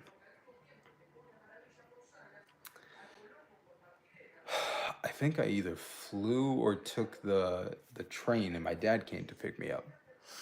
It's the Brightline train, if I'm not mistaken. My dad picked me up, and instead of taking me to my mom's place, which is where I was staying at the time, he drove me to his neighborhood, and he didn't say why. I was like, oh yeah, I need to go check something, I need to go grab something. We drive into his neighborhood, the apartment complex where they have the townhouses and the apartments. We drive there, we get inside, and then we stop and park. I'm like, this is not my dad's townhouse. Like, what are we doing here? And we walk, we pass some stairs, and we get to this first floor place. My dad punches in a code on the door, because they're all punch code, really fancy keys. The punch code there, ties it in. We go inside, and he's like, "Hey, come on inside." And we start looking in this place, and it's a beautiful, gorgeous, 3 bedroom, 2 bathroom apartment. Tile all throughout the apartment. The rooms have carpet. The bathrooms are big and spacious. I'm like, wow, this is really big. It's fully furnished, got couch, TV, beds in all the bedrooms. And I'm like, this is really freaking nice. And I'm like, why is my dad bringing me here? Like, what's going on? And he said, we went to the living room. We're standing in front of the island. He's like, so do you like it? I was like, yeah, yeah, I like it. And he's like, all right, I think we can get it for you. If you didn't know, your so your stepmom's family, somebody in the family has been dealing with like a medical issue, and they've been coming back and forth between the Caribbean and here, the Bahamas and here, back and forth, back and forth, back and forth, and they didn't want to keep staying in apartment in hotels, so they just got an apartment. And they've been paying for the apartment, and most of the time the apartment's empty because she used to have to stay here longer periods, but now the treatments have been working really well, so she hasn't been coming back and forth. So we can ask them, and you can stay here. You just have to pay them, and just I'm like, oh, that's amazing. Find out how much it would be, and I would love to do that. And it only cost me $2,000. Didn't have first, last, and security. Didn't have to do an application or anything like that. I just moved in with the family, and we were there for about 2.5 months. But it was beautiful.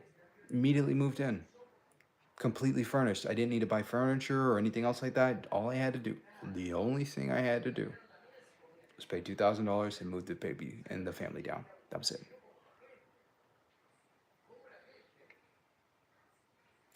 Now, what happened later on was about 2.5 months later, and this is part of the reason why this was important and why I needed that place as an in between, was I ended up making a lot more money in my business. So on my bank statements were like killer.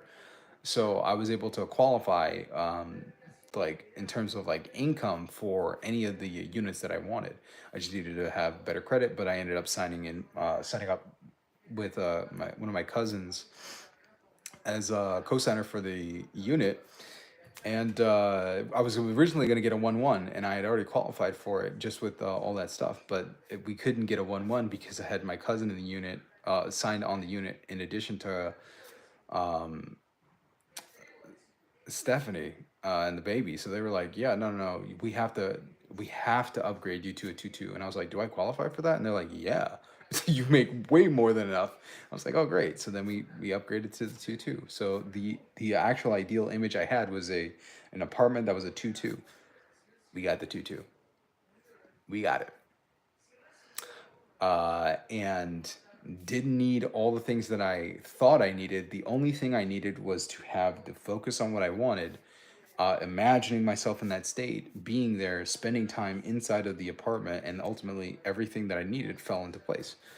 And the things that I thought I needed, there were times where the things I thought I needed, I didn't need. So all you got to do is just imagine yourself in the perfect state that implies that you have what you want, and all of the details get taken care of as long as you feel that feeling. For me, it was the feeling of thank you, gratitude, thank you, thank you, thank you, thank you, thank you. And because of that, I was very thankful for my family and my father for bringing that opportunity and dropping that beautiful 3 bedroom, 2 bathroom in my lap when I needed it.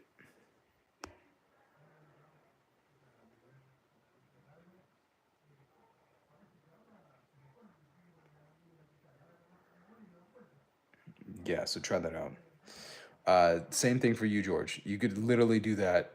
The same thing I just talked about, you could do that to take care of the anger too.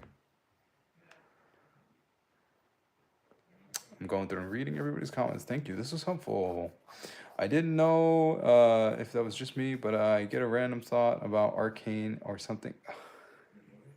I like that, and I get panicky that I mess up my partner manifestation. No, no, you're you become what you think about most of the time. Random thoughts or infrequent thoughts don't do anything. You have to think about a thing for long enough for it to become a problem or for it to happen. So you just think about it more. The other beautiful thing is that positive thoughts are far more powerful than negative thoughts. So you just need to have a larger number of positive thoughts, and then everything starts snowballing from that point. That's when the law of attraction kicks in because you're literally attracting those positive things to you.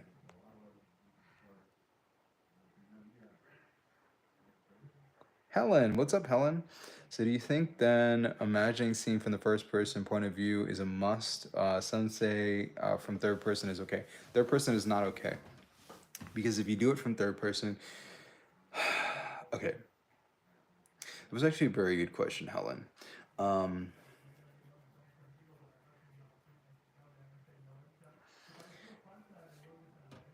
what people do not fully understand is that whatever perspective that you impress in your imagination will be the same perspective that you will manifest in.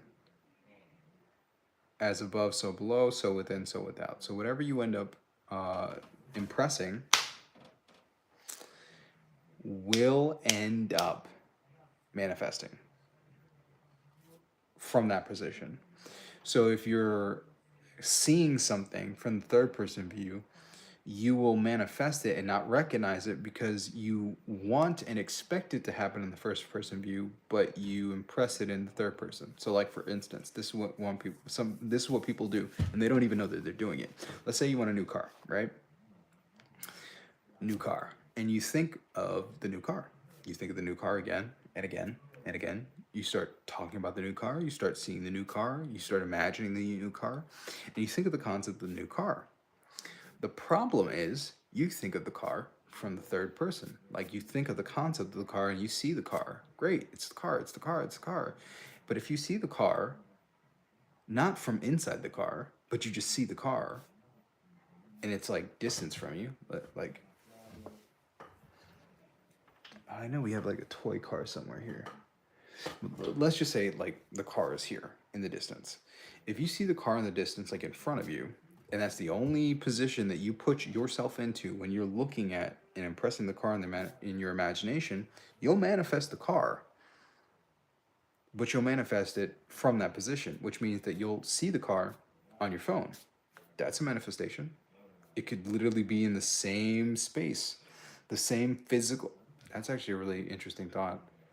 If you imagine and project the thought of the car, and what people don't realize is that you'll manifest the thing in the same physical position in relation to you. So if you just see the car as like a small thing right in front of you, it'll show up on your phone.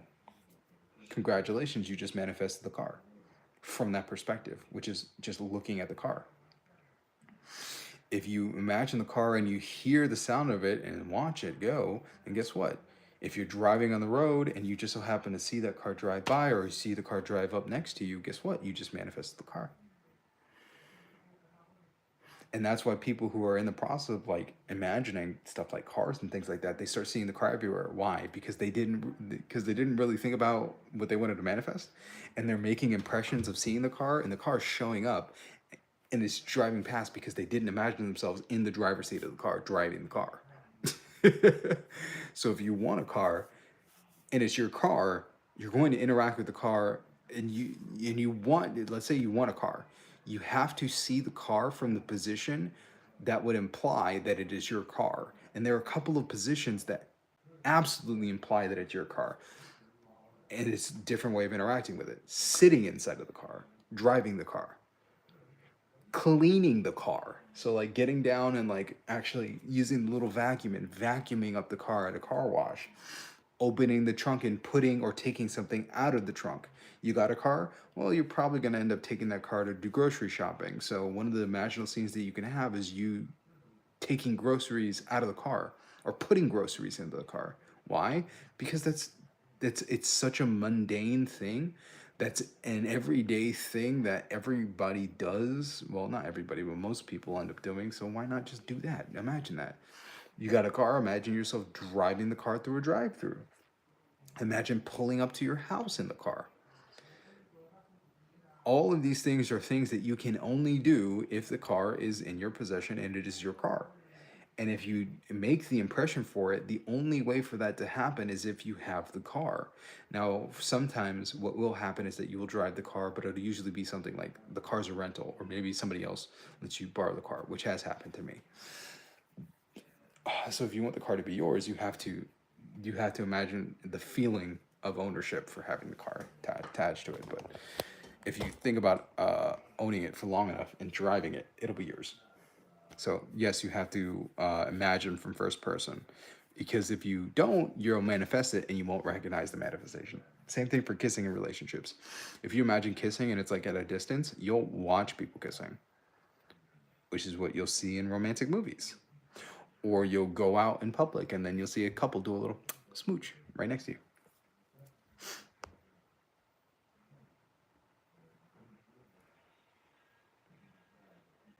Hey, Marcias, what's up, man? I can't wait to see you tomorrow, man.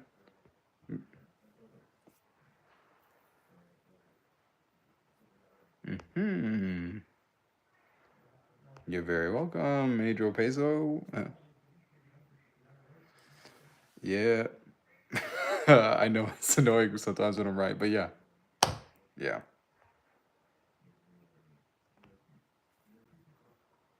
Thank you. I appreciate it. Thank you for appreciating the beard. Remember us when you get rich. Hey, hey, you got to get rich too, Kiva, because we got to buy her art. We better get it now while it's still at a bargain.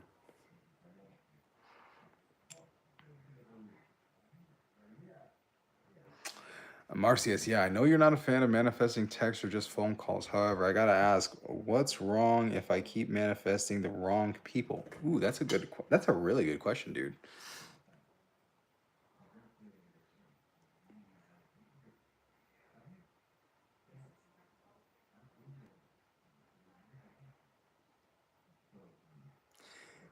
Anyway,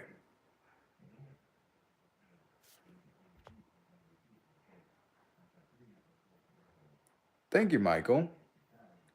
I definitely appreciate it, man. Yeah, I was going through the comments. Okay, okay.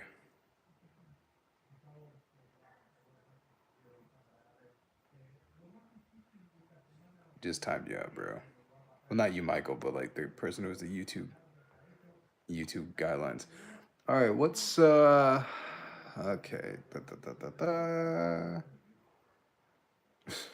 Who just farted? Okay. So Marcius asked, what's wrong if I keep manifesting the wrong people? Something inside yourself. Whatever's manifesting outside in terms of relationships with other people is just a reflection of what's going on inside of yourself. And the way that I like where Neville Goddard talked about the fact that everyone is you pushed out.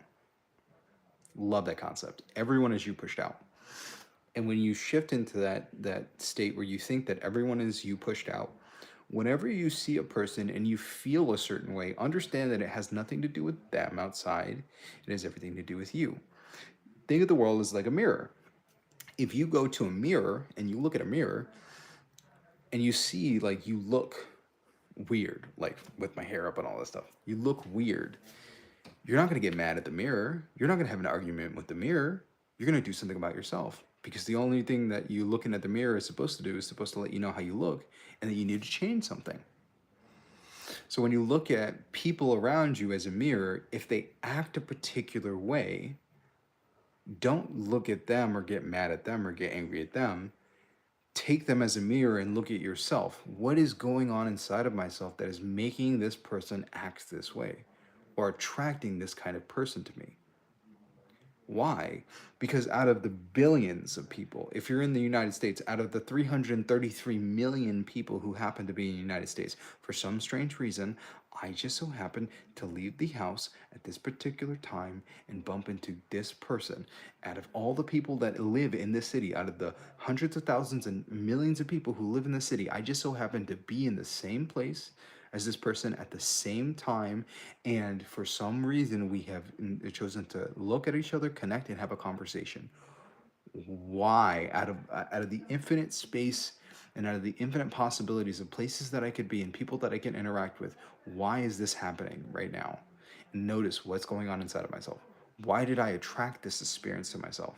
Because if I was feeling different, or experience or thinking different, I would probably have gotten the impulse to go to the bathroom and then completely miss this person. Or I would have called out of work, or or this person would have done something else completely different, or I would have stopped and spent a little bit more time eating breakfast this morning with my family before getting here, and then we would have never bumped into each other. There's a whole host of different things that could have happened.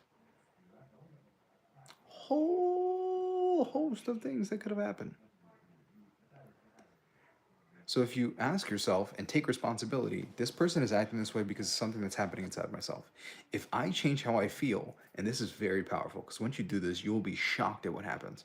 Once you change how you feel, either using Ho'oponopono, where you're like, thank you for bringing this to my attention, I'm sorry, forgive me, I love you. You don't have to say it out loud to the person, but you process that inside yourself to clean whatever emotions, whatever's coming up, because you're cleaning and scooping out whatever's causing this negative relationship or negative emotion to show up. Once you clean it out,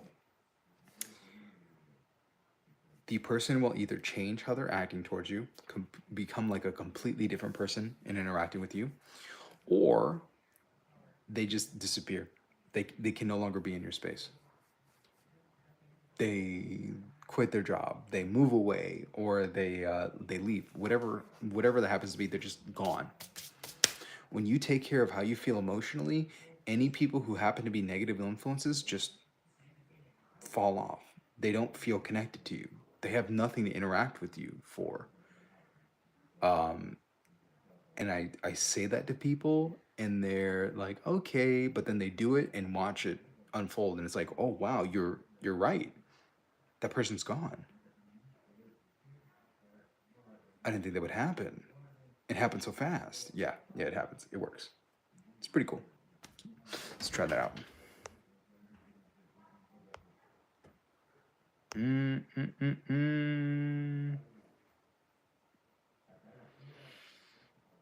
Little question. Okay, Michael. At what point is it okay to reach out to your partner? We talked 2 months ago and she told me to move on, but obviously I don't want to because she's the only one. Lately, I have the urge to reach out.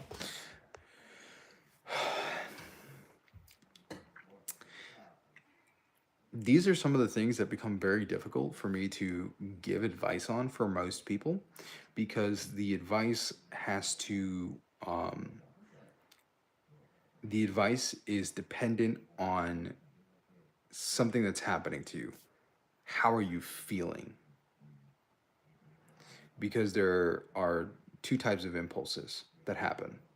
And you have to have a high degree of awareness of what's going on inside of yourself, which is why I recommend for people to do meditation.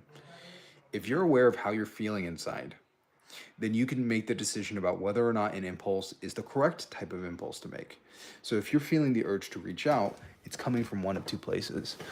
It's either you feel a negative emotion or a negative feeling, and you want to reach out to that person to get rid of that negative emotion or negative feeling, in which case you do not reach out to the person, because what you're doing is you're trying to get rid of a negative feeling and emotion, and in the act of following that urge or impulse, you're going to have a negative manifestation. Whatever happens in the conversation or situation, it isn't gonna come out right, because whatever comes out of that situation is going to be a direct reflection of the negative emotional state that you're in when you get the urge to reach out. So it's going to feel exactly like how you're feeling, even though you're trying to get it to release the emotion or feeling. It's going to feel exactly the same. So in that case, don't do it. If you are in a state of joy and bliss and fun, where you're having a blast and you're like, I love this person, I love all this stuff, I can't wait to do this and have so much fun. If that's the feeling, if that's your experience, then you get the urge to reach out to this person, do it 100%. Because if you're reaching out from a state of like passion and joy and excitement, anything that you do from that state is going to turn out amazingly. It's going to be wonderful. It's going to be beautiful. It's going to be so, so lovely. So yes, it's a matter of feeling, and you have to be 100% honest. How am I feeling right now? How am I feeling? And if you're 100% honest about how you're feeling, and you make decisions from the right kind of feeling, you follow the impulses and urges that come from the feeling of passion and excitement and your bliss, and you follow your bliss, then everything that unfolds is going to be perfect. But if you are in a state of negativity and you're like sad and lonely, and that's why you want to reach out, don't do that. So that's my answer to you, Michael. Catalise, welcome back. Yeah, trust in divine timing. Oh, congrats, Kiva. And you did a YouTube video? Congrats on the writing. 8,000 words is a big goal. And you're working on the writing course. I'm excited for that. You should definitely do more videos on that. We'll send some people your way to go watch the videos. I let the Far Cry 5 of Black. Yeah, I feel like the preacher. Hey, everybody. Oh, man.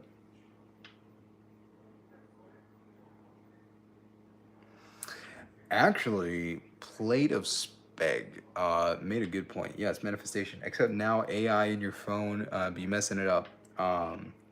What is manifestation and Google advertising? Actually, you're 100% correct. I actually made a post about this inside of the Reality Architects community. Launched it, so anybody who books, right now it's available. I think I have a community post, so if you check the community post, you'll see the link to join. If you want to join, that's fine.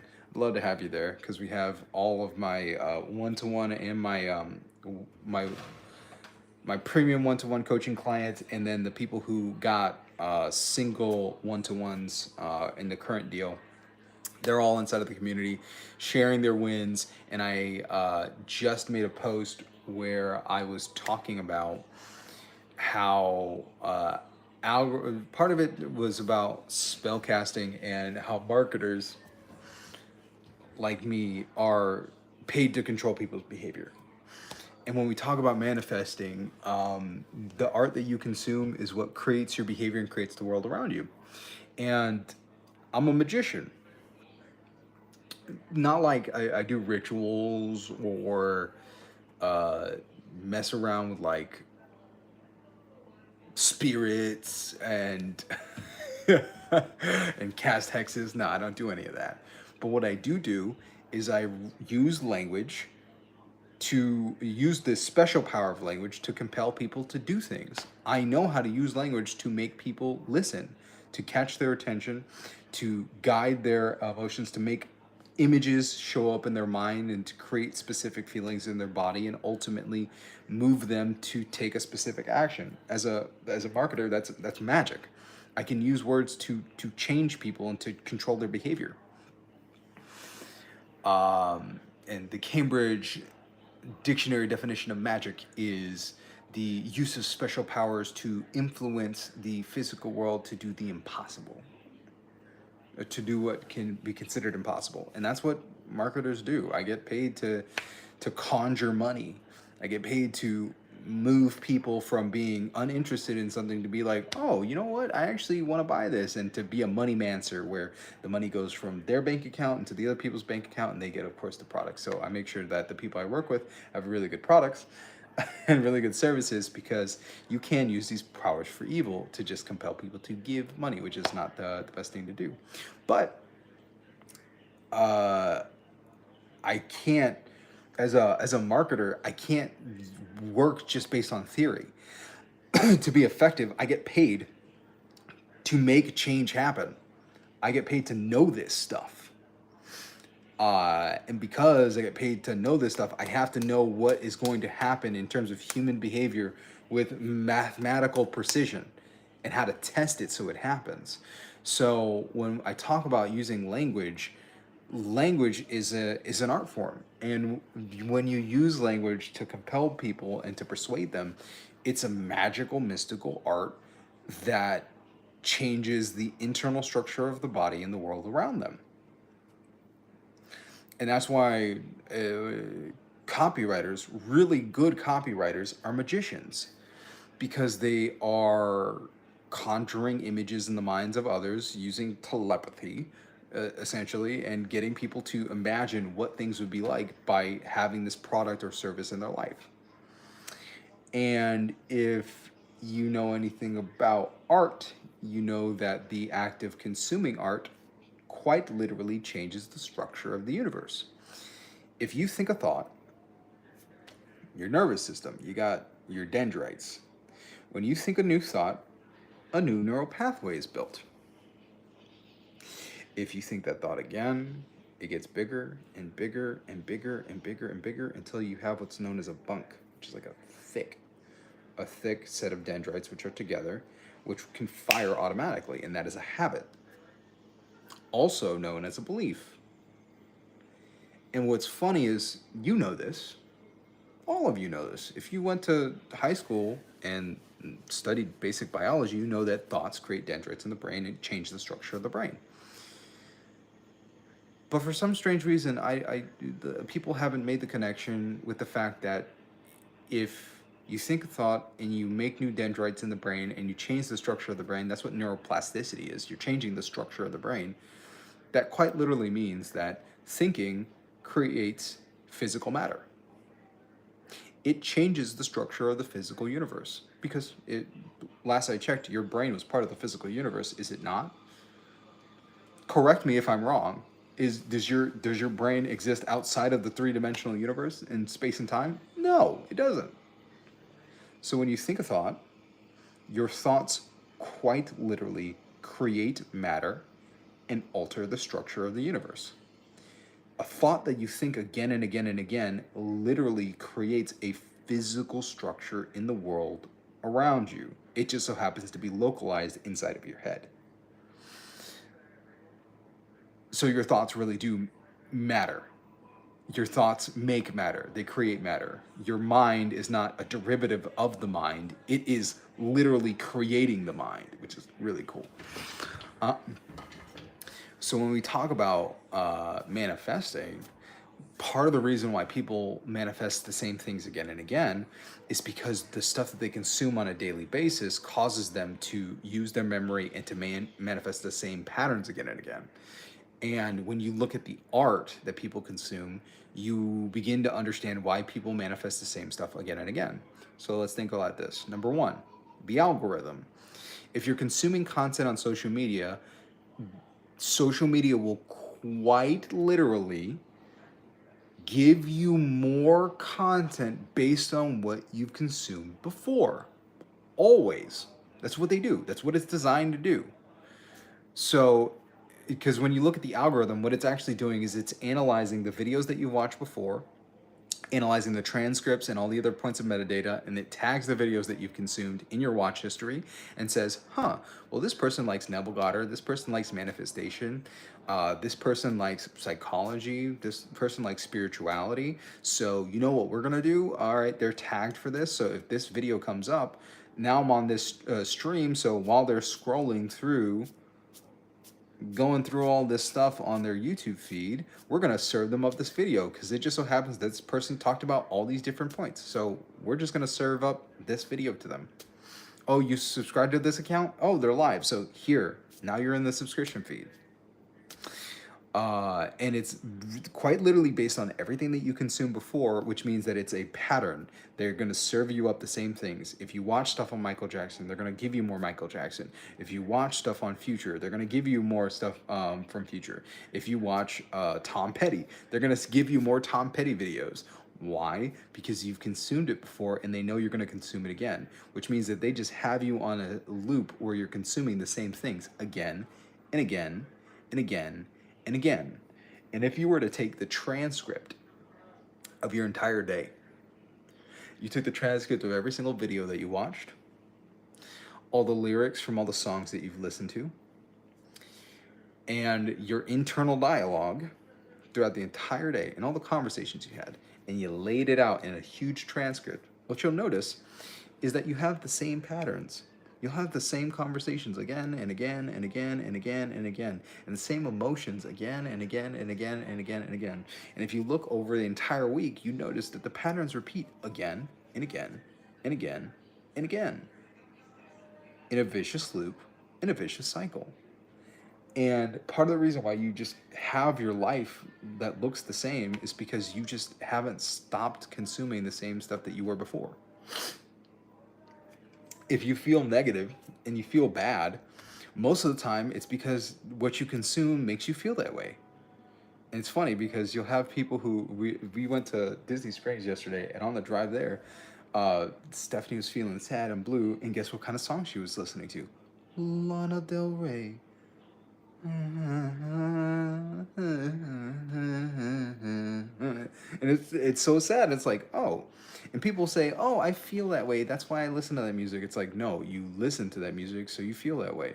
It becomes like uh like a cycle of cause and effect. You feel that way, so you're going to consume the art that causes you to continue feeling that way. Whereas if you decide to change the music, you're going to feel differently. So what I was like, I already know, and me knowing her patterns and knowing her, I know what she likes. So I said, can we stop listening to this? Actually, no, I didn't say, can we stop listening to this? I understand that things aren't subtracted. You have to do addition. So I asked her, hey, let's play some K-pop. I know you love K-pop, and I know you want to be a good mom. So I mentioned like, hey, let's listen to K-pop, and we could totally play it for the baby because you and the baby can sing it. You guys both love K-pop. We all love K-pop. So she started playing K-pop. All the musics were way up, more upbeat, and the feeling improved. Everybody was happier. Everybody was, bubbly. She was singing and she was doing all the dances and all this stuff, and the baby singing in the back and having fun, and it's cute. But all that happened because I understood the pattern that we were in, and I'm like, I am not going to allow this to continue. So let's make a different decision on what we're consuming and what we're sharing, because I do not want to feel this way. I know you're feeling that way. We got to change that. So let's change what we consume. Let's change what you're singing and dancing to, and now you're going to feel completely different. So if you want to change how you feel, if you want to change how you manifest, cut out all the art that you're consuming. Video games, movies, TV shows, social media, whatever you typically consume, stop it. Like, put your phone down and read a book, touch grass, do stuff with your life, go out and meet people and have fun. By doing all that stuff, you don't have the same kinds of influences and energy coming into you, so you have a higher likelihood of moving up in the emotional scale, because now you don't have all this stuff that's making you feel bad or making you feel negative or having you compare yourself to other people, which is what mostly happens if you're on IG or TikTok. Yeah, not good. Not good stuff there. So, yeah, AI and YouTube and all that stuff, your phone has really messed up manifestation, because we're probably the most active group of people in history in terms of the amount of content we've consumed. There have never been generations of people who've consumed as much content as us. Like, we are completely desensitized to the amount of content that we consume on a day-to-day basis. And this has never happened before in history. Because even for TV shows, TV wasn't 24/7. There was a point where TV turned off. There might be some people who are old enough inside of the stream who remember when TV would turn off. It would just stop. There was a certain point in the night, if I'm not mistaken, it's not like I was alive at the time, but I've seen the stuff where they would have the flag and I think the national anthem, and then TV would turn off. But now TV is 24/7. There's content everywhere. There's more content that can be consumed than anything. We went from just a few television channels to direct TV with hundreds of channels, hundreds, in some cases thousands of channels. And then we continued to expand to the point where we had the internet, where everybody had the ability to create their own web pages if they were able to put up their own website and get their own hosting. And now we have social media, which means that people don't even have to pay. All they literally have to do is create a channel or a profile, and they can start posting and broadcasting stuff in the world. And now we have millions and millions of producers of content, people making video, posts, photos, to the point where there is more content being produced than any human being could ever consume in their entire lifetime. That's crazy.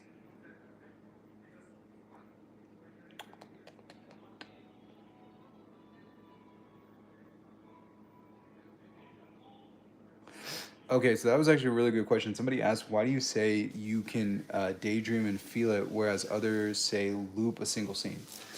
So the loop a single scene, so here's one thing that people don't fully understand. When you listen to a manifestation teacher and they use principles, they use what works based on what they've consumed, right? And anybody who talks about the looping of a single scene is usually quoting Neville Goddard. Here's an interesting thing that people forget about Neville Goddard. Neville Goddard was a vaudeville dancer. He was a performer. He was a performer on Broadway in New York. And he would dance. And the way he taught the law and taught this stuff was taught through the lens of him being a dancer. And if you've ever been a performance artist, you understand how performance artists get ready to do a performance.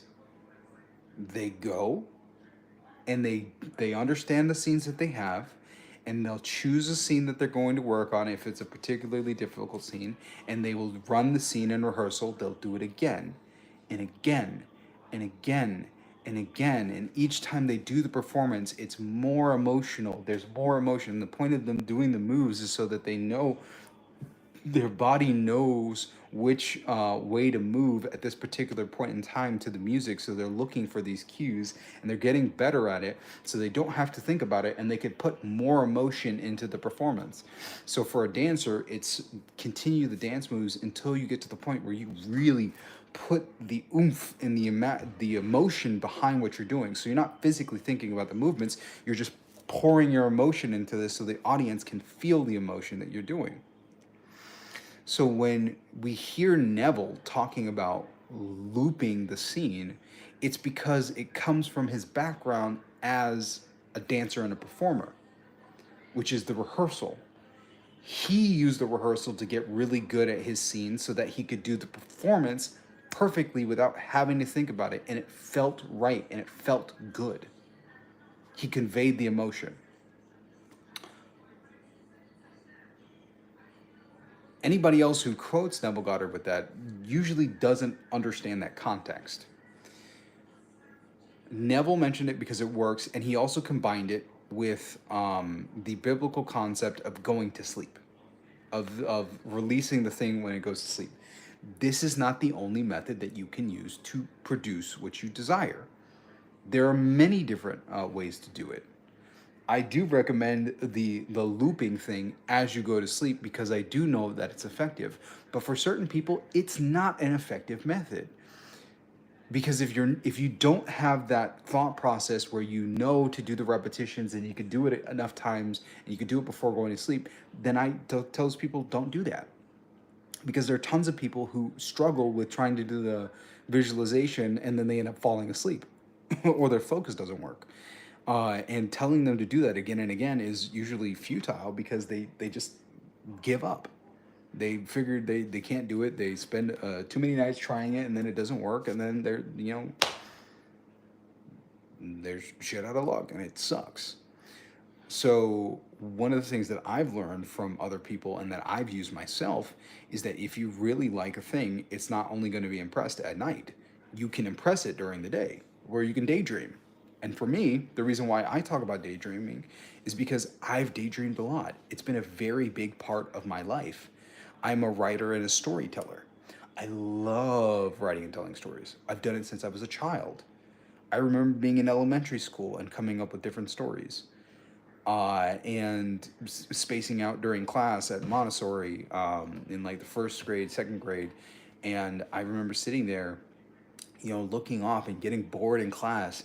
And I would like space out, and then I would imagine like, what if I would have to run out of class? What if a SWAT team, like an entire SWAT team came in to come and get me like a secret agent, and then they would take like smoke grenades and throw the smoke grenades into the classroom, and then they would have laser sights. So a whole bunch of them would have their guns, and they would come in with the laser sights, looking around, and then they'd look, and they would look at my chair, and then I wouldn't be there because I would be standing up on the door frame, and then I would come down on them and start fighting them in the in the smoke, bam, bam, bam, bam, knocking them out, and then after I have everybody subdued and knocked out, the smoke starts clearing, and then I look over at my classmates and the teachers, and I'm like, oh no, my cover's blown. I gotta go, and then I would run out of the class. It's not like the teachers are gonna ask any questions because I just took out an entire squad of SWAT team, and that's the kind of stuff I would think about as a kid. So when I talk about like daydreaming, the reason why I tell people to daydream and that it's an effective thing, although I've never had an entire like uh, action movie fight with SWAT team, thank God that didn't manifest because that was a recurring thought that I had.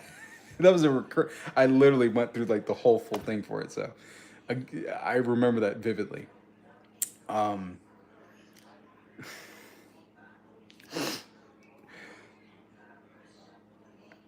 I have had a very rich imaginative life, and I've come to understand the joys of daydreaming as part of like a manifestation process. And it worked very well for me because I already had the facility built in myself. So for people who struggle with the go to sleep, for the SATS process, I recommend to do the daydreaming part because the whole point is that you have the feeling, and the more you feel the feeling throughout the day, the uh, the more that stuff comes to you. So you don't have to go to sleep with it. You can just do it during the day. The whole point is that you just need to have a longer duration of time where you hold the feeling inside of yourself. That's it. You hold the clear mental image and feel the feeling of the wish fulfilled, and then you hold that feeling as long as you possibly can, so that you're tuning your nervous system for that reality tunnel. And if you just do that, whatever you want shows up. And part of the reason why the going to like the SATS process works is because you create the feeling, you create the emotion, and when you go to sleep in that emotion, what most people do not realize is that you will wake up in the same exact feeling that you went to sleep with. So if you're mad, you're going to wake up mad. If you're happy, you're going to wake up happy. If you're sad, you're going to wake up sad, because you pick up emotionally and mentally where you left off. The other thing that's interesting is that your body will continue to stay at that emotional level from the moment you fall asleep to the moment you wake up. So if you, and this is why Neville, it's very interesting, why Neville recommended if you're going to do something like the ladder exercise, do it for at least 3 nights. Well, why three? Well, if you sleep 8 hours, three, for if you sleep for 8 hours for 3 nights, if you go to sleep, first night's 8 hours, second night's 16, third night's 24. So if you look across time, if you get yourself into the feeling of the wish fulfilled and you create the imaginal image of you walking up the ladder up and down, and you did that for 3 nights, you've successfully spent 24 hours vibrating that. So it's more likely for it to show up because you've now spent an entire day's worth of time feeling like you climbed the ladder. So of course it's going to happen. So yeah. So if you want, you can do it when you sleep or during the day. The whole point is just you keep the feeling for a long enough duration. As long as you do that, it works really well. For people who struggle with focusing throughout the entire day, try it when you fall asleep. If you struggle with concentrating when you're going to fall asleep, try it during the day. Either one works very well. What's up, King Dragon?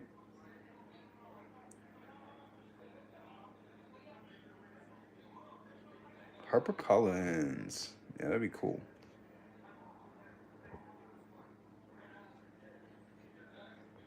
Oh yeah, we'll definitely have a lot to talk about, Marquise.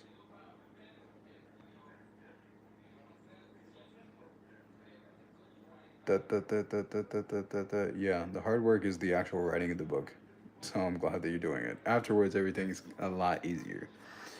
Michael, I've lately tried a technique. I call her from the state of being her husband, and every time I have a talk with her, it's like ecstasy. I get so many butterflies, and my mom, out of the blue, told me today to reach out to her. I couldn't stop thinking about that ever since. Oh well, then yeah, then that's definitely something that would work. I would say that's a blissful state that would work. You should introduce a money master. Wow. Yeah, that'd be funny to have a money master in WoW. The money, money, money. What's my opinion on Trump? I think Trump is probably one of the best manifestors on the planet. Like, publicly. Like, that dude does not care at all. And he's just like, I focus on the world as I want it to be, and it's going to be this way. Dude said he wanted to be president, and like, against all odds, he ended up becoming president. So if you want to see like true manifesting in action where you like don't care about anything or what anyone says, Trump is probably one of the best examples because the guy does not care. He said he wanted something, he focused on that, and that's all he put his time, energy, and attention into. And that is like super powerful, amazing. Raymond, do you have any thoughts on sudden vision or dreams that you might get something negative but gave me a very strong negative feelings? Is there a way to transmute this? Okay, so sudden visions and dreams. Dreams dreams are a reflection of what is going on in your consciousness. It is an opportunity for you to reflect on what's going on in your life and what is likely to happen. Um, if we think not in terms of time, but in terms of consciousness, consciousness is cyclical in nature. That's one thing that most people forget is that consciousness, like time and all other things, moves in a circle. And for some strange reason, the average person will just think that consciousness only moves in one direction, which is just outside in, where the outside world comes into the eyeballs, or it comes into the ears, comes into the nose, comes into the mouth, comes into there, and then it just goes to the other side. So the experience comes through us and then moves through the threshold of you, which is like one of my favorite concepts. I gotta write that down because that's like, actually, I have written that down. That's one of my favorite concepts. The experience, the world outside, moves through the threshold of you and goes into the other side, which we refer to as the mind. Once it gets to the other side, we will refer to it as memory. And we believe that if you think of yourself as like a circle, so imagine a circle going through your whole head, where the outward experience is coming through and it comes in, and that's where people think it stops. It just goes from the outside in, and then it's in the other side where it's in the memory, right? Here's the interesting thing. For most people, they just think it will come out in just conversation, where it'll come out the mouth or the hands. No. The the circle actually extends from behind us, within us, to the outside. So when we talk about the stuff that passes through the threshold of us, the imagination and memory actually goes outside of us into the world and then comes back to us. uh, which sounds weird until you start considering that if you think about something long enough, or you start the practice of manifestation, what you're actually doing is you're connecting cause and effect, which is where you realize that anything that exists in the causal reality, which is your imagination, must manifest in the physical world outside of you. And you make the connection between cause and effect. You remember, I thought this thing, this is what shows up. So you've connected the two. You've completed the circuit or the circle. The average person does not have this circle. They don't believe in the cause and effect of the universe. They think that there's a chaos in the universe and that everything happens by random chance. It's not how that works. And when you understand that, you begin to realize that in that circle, things will show up. There'll be, if you're in a specific energy or a specific feeling, you'll have,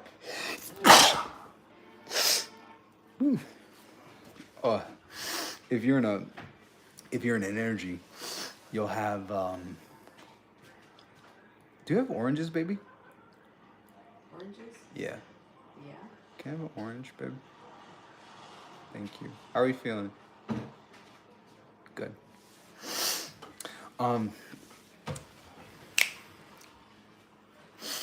When you're in a specific state, you're in a specific feeling,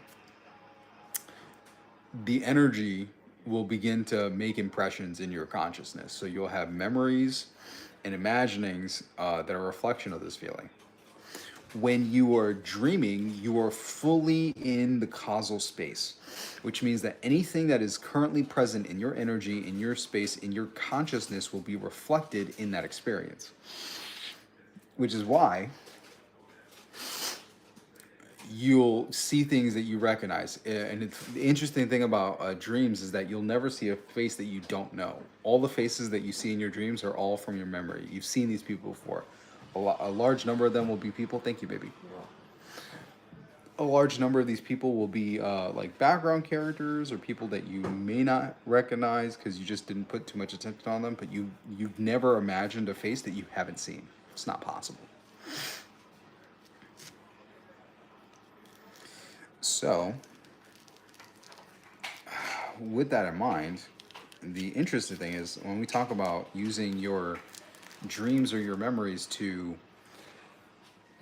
predict the future or talk about your negative emotions, if you're feeling negative emotions, the dream is a reflection of the feelings that you have.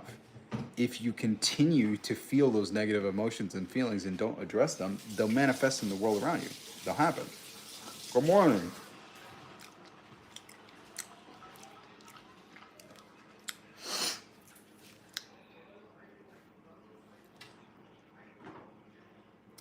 Where was I?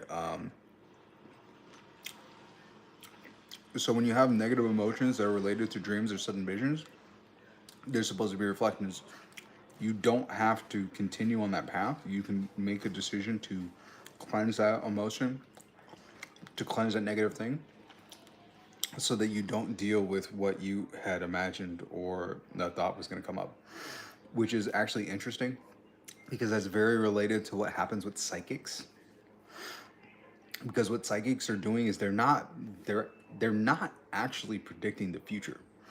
What psychics are doing is that they're very sensitive to energy, like psychic impressions and emotions.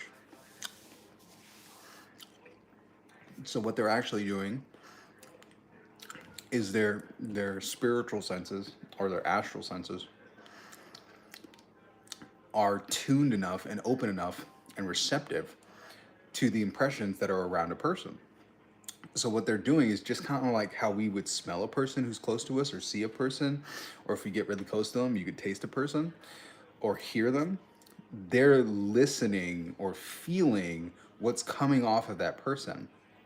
And what they're doing is they're picking up on sense impressions like images, thoughts, concepts that are coming off of that person. And if the person does not change their energy, and if that person does not change their emotions or the way that they think, and they continue on the path that they're on, they're likely to manifest whatever is going on in that space. So that's usually what a psychic is doing. They're just reading that person's current energy. If you change how you feel, you change how you think, and you change what you're doing because you don't like what the psychic said, you change what ends up manifesting in your life is going to be completely different. So that's the thing to keep in mind with psychics and dreams. They're supposed to be reflections of what's going on right now. If you don't like it, do something about it. With any of the techniques we talked about, moving your body, getting into the right kind of physical poses, practicing things to move emotions like EFT or the Callahan technique with thought field therapy. So you tap to release those emotional feelings. Do yoga, physical activity like walking or weightlifting. Meditating. Meditation is one of the big ones. Ho'oponopono would be one of the meditations that I would mention again. And I've talked about this again on most of my lives. Because I cannot stress how powerful Ho'oponopono is. It's literally a process of repeating 4 phrases. Thank you. I'm sorry. Forgive me. I love you. Simple yet so profound. Thank you. Thank you for bringing this to my attention. And this goes back to like the whole reflection thing. Because you recognize anything that's in front of you that's bringing up a feeling that's negative has nothing to do with them, has everything to do with you. What's the energy information inside of you? You got to clean out that data. Thank you for bringing this unconscious data to my conscious attention. I'm aware of it right now. I didn't know I was aware. I didn't know this was in my field. I didn't know this existed. You brought it to my attention. Thank you so much, because now I can do something about it. I am sorry. I am sorry for being unconscious in the creation of this. And it's very interesting because the I'm sorry part is like the formless awareness accepting responsibility for like this. This was like a download that I got for this. What happens for the I'm sorry part is that it's not you. It's not the personality of you. It's the I am. The formless awareness, the same I am that is in every person. When you decide to do this process and you say, I am sorry, it is the formless awareness inside of you, that energy inside of you that says, you know what? I may not remember when I did this. I was not conscious in the act of doing this, but the fact that this energy is coming back to me means that at some point I felt this energy and projected it out into the physical world here. I accept responsibility for this. I am sorry for being unconscious in my creation of this. The fullness of you is saying that. The formless awareness. Not the personality, not the body, but the spirit that dwells within, the same spirit that dwells within everybody else. You accept responsibility. And then you say to the higher power within you, forgive me. You accept responsibility for what happened. You take that emotion, that energy, you bring it inside of yourself instead of giving it out into the world, which is what most people do. If you feel angry, doing things to hurt people to make you feel better. No, you take the emotion, you take the energy in, you collapse the wave of that by asking for forgiveness, you give it away, and then you transmute that feeling into love, which is the I love you. I'm sorry. Thank you. Forgive me. I love you. You successfully take whatever the negative emotion, whatever that negative wave, because it's an energy wave. You accept the energy wave that comes up in the body, and you're like, okay, thank you for bringing this to me, because I have the tools to take care of this, to erase this from the environment. I'm accepting responsibility for it. Thank you so much. I'm sorry for creating this, because that's like the God within you saying, hey, I take responsibility for this. My bad. My bad. I did this. My bad. Forgive me. I love you. I give love in the space of this thing. I take the sin upon my cross, and then I allow it to be transmuted into a wonderful emotion like love. Powerful stuff. I recommend it for everybody. Across the universe, what advice would you give to someone if they know about the law, consumed enough knowledge, but can't seem to apply it long enough to work? I've been struggling to keep a new story and thoughts. Okay. So across the universe, it depends on what you mean by the law. Because if you know the law or you're aware of the law, then you usually won't have issues with manifesting the law. Good night, Giba. Oh well, she already left probably. So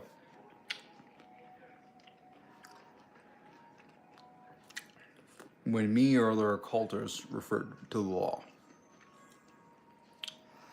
what we refer to as the law is the absolute, or the law with capital L.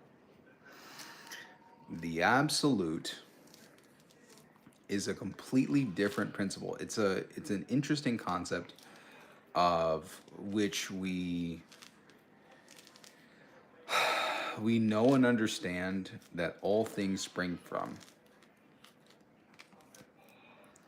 Although the law or the absolute is the opposite of infinity. So this is where we get really interesting, because once you understand the law, it's much easier to understand manifestation. The law, as described by occultists, is the eternal being.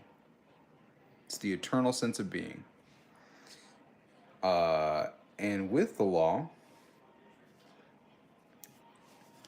there are a couple of things that are interesting about the qualities of the law that lets us know what is the law and what isn't. And some people refer to it as deity or God, but it is this concept of something that is eternal, unchanging, and unmoving, which is interesting as a concept, because any thought that you have regarding the law cannot be the law, because you cannot know the law. Because to know the law would mean to simplify the law to be understood. So the law cannot be understood, because to understand it, you would have to be comparing it to something that isn't the law. It's very paradoxical. So once you start thinking of this kind of stuff and reading these things, it expands the way that you think. Because now I remember when I first started reading this stuff, what happened in my mind was like I felt the very edges of my awareness in my mind beginning to expand, because I had to really wrap my mind around these concepts and really pour over the words to start getting a grasp of these things, because it was so far beyond everyday conversation and everyday talk that like my worldview and thought process had to expand to contain what it meant to even come close to comprehending this stuff. And then once I had that expansion, everything else became that much easier, because it was like trying to hold, like being Atlas, trying to hold the weight of the entire earth on your back. And then you go, after doing that gargantuan feat, you decide to go to the gym and squat like 200 pounds, and it's nothing. Because the weight of that huge burden that you carried made you stronger in the process. Same thing happens with the mind. We're trying to understand these concepts. Now going back to the law, it is unchanging, which means that anything that does change or move cannot be the law or the absolute, because the absolute does not change. It is also anything that has a beginning also cannot be the law, because the law is eternal. It does not begin.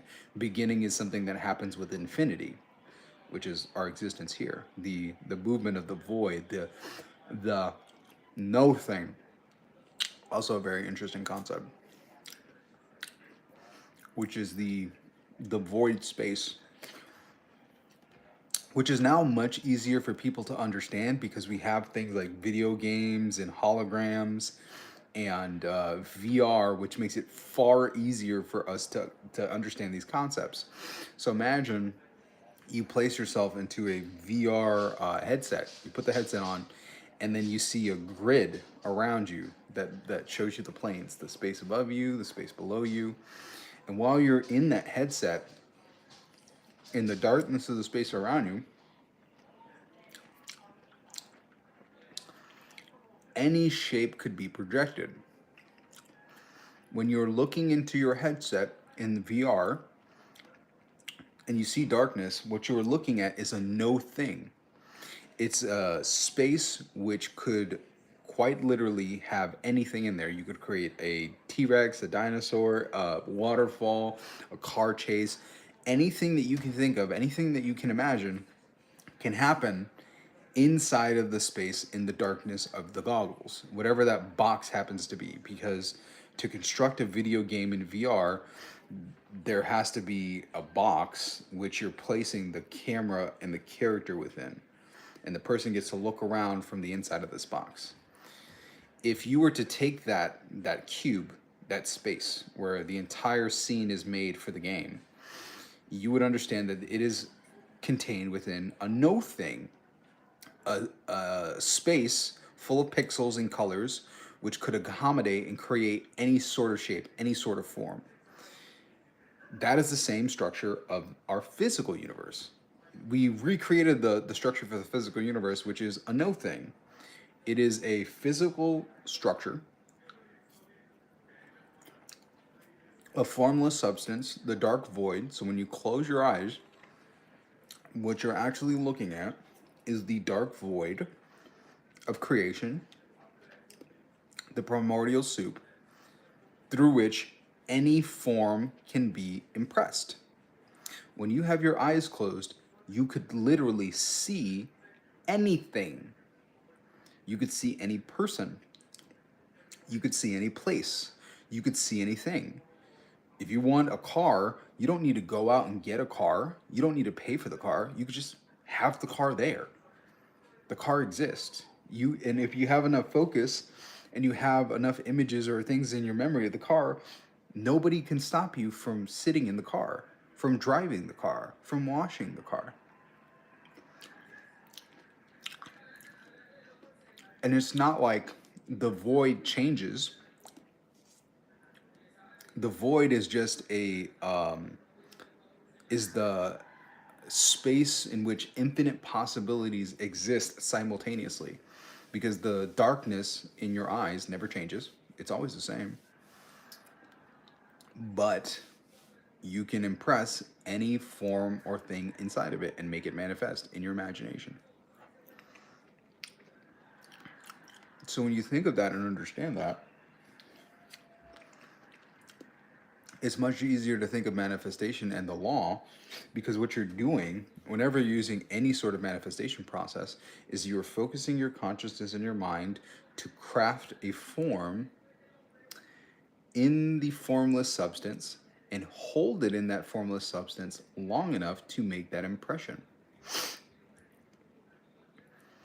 And impressions made on the formless substance tend to manifest in the physical world around us. I mean, take a look at the world around you. Where are you sitting? Where are you? Look around the room. Understand that at a certain point in time, in the space that you're standing or you're sitting or you're laying down, there was nothing. If you're in a house, there was no house. There was merely land. Space.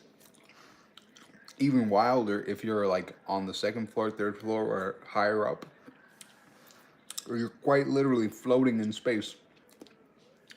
if you went back in time, you would see that you would just be floating in space because there would be nothing there.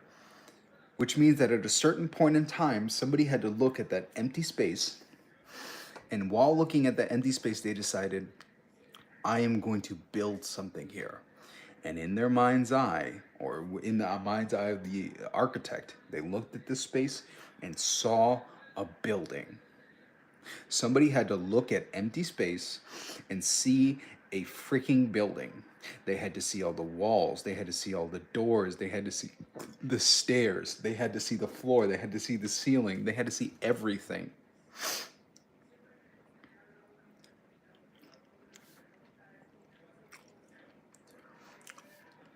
And then they wrote it down. And from the sketches that were created, the house was built. But the first place that it needed to exist was in somebody's consciousness. They needed to see the formless, they needed to see the space that was unformed and make an impression. So whenever you're trying to manifest anything, whether it's a relationship, money, or health, or anything else in your life, understand that what you're doing is you're acting like an architect. You are taking the blueprint and you're seeing in your mind's eye the thing that you want in the world around you, and then you're writing it down so that you could recreate it, and you allow the builders to build it for you.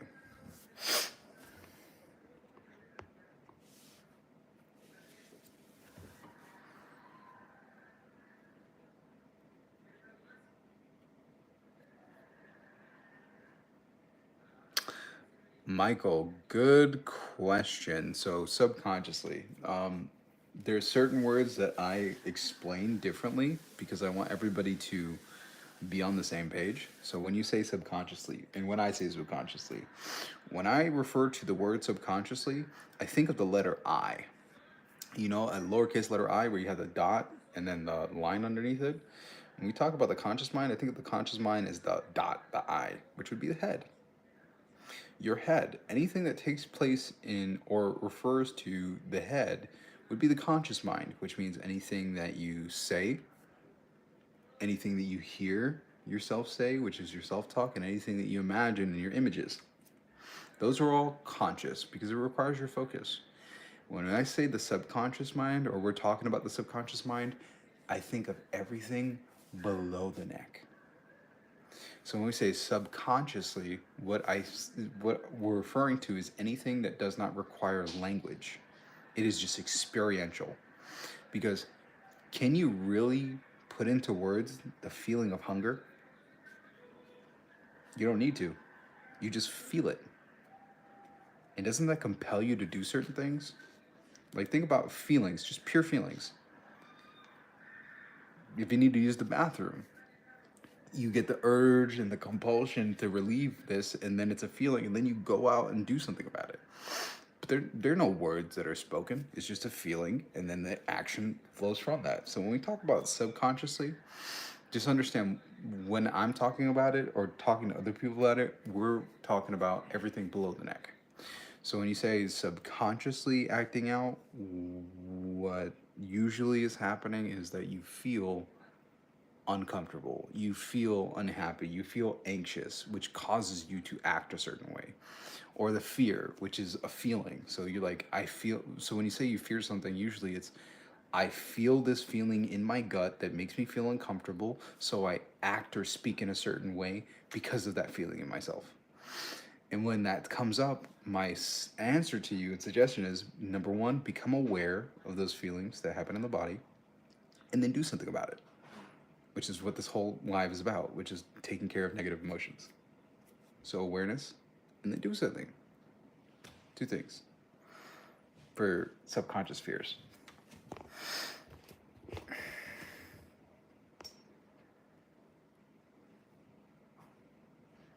Hey Renee, I'm glad you watched some of the videos.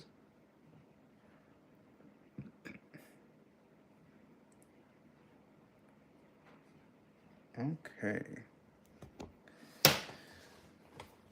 Let's go back outside. Because I'm still going.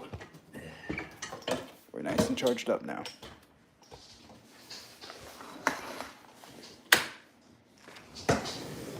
Okay. Renee, I got your question. Give me a second.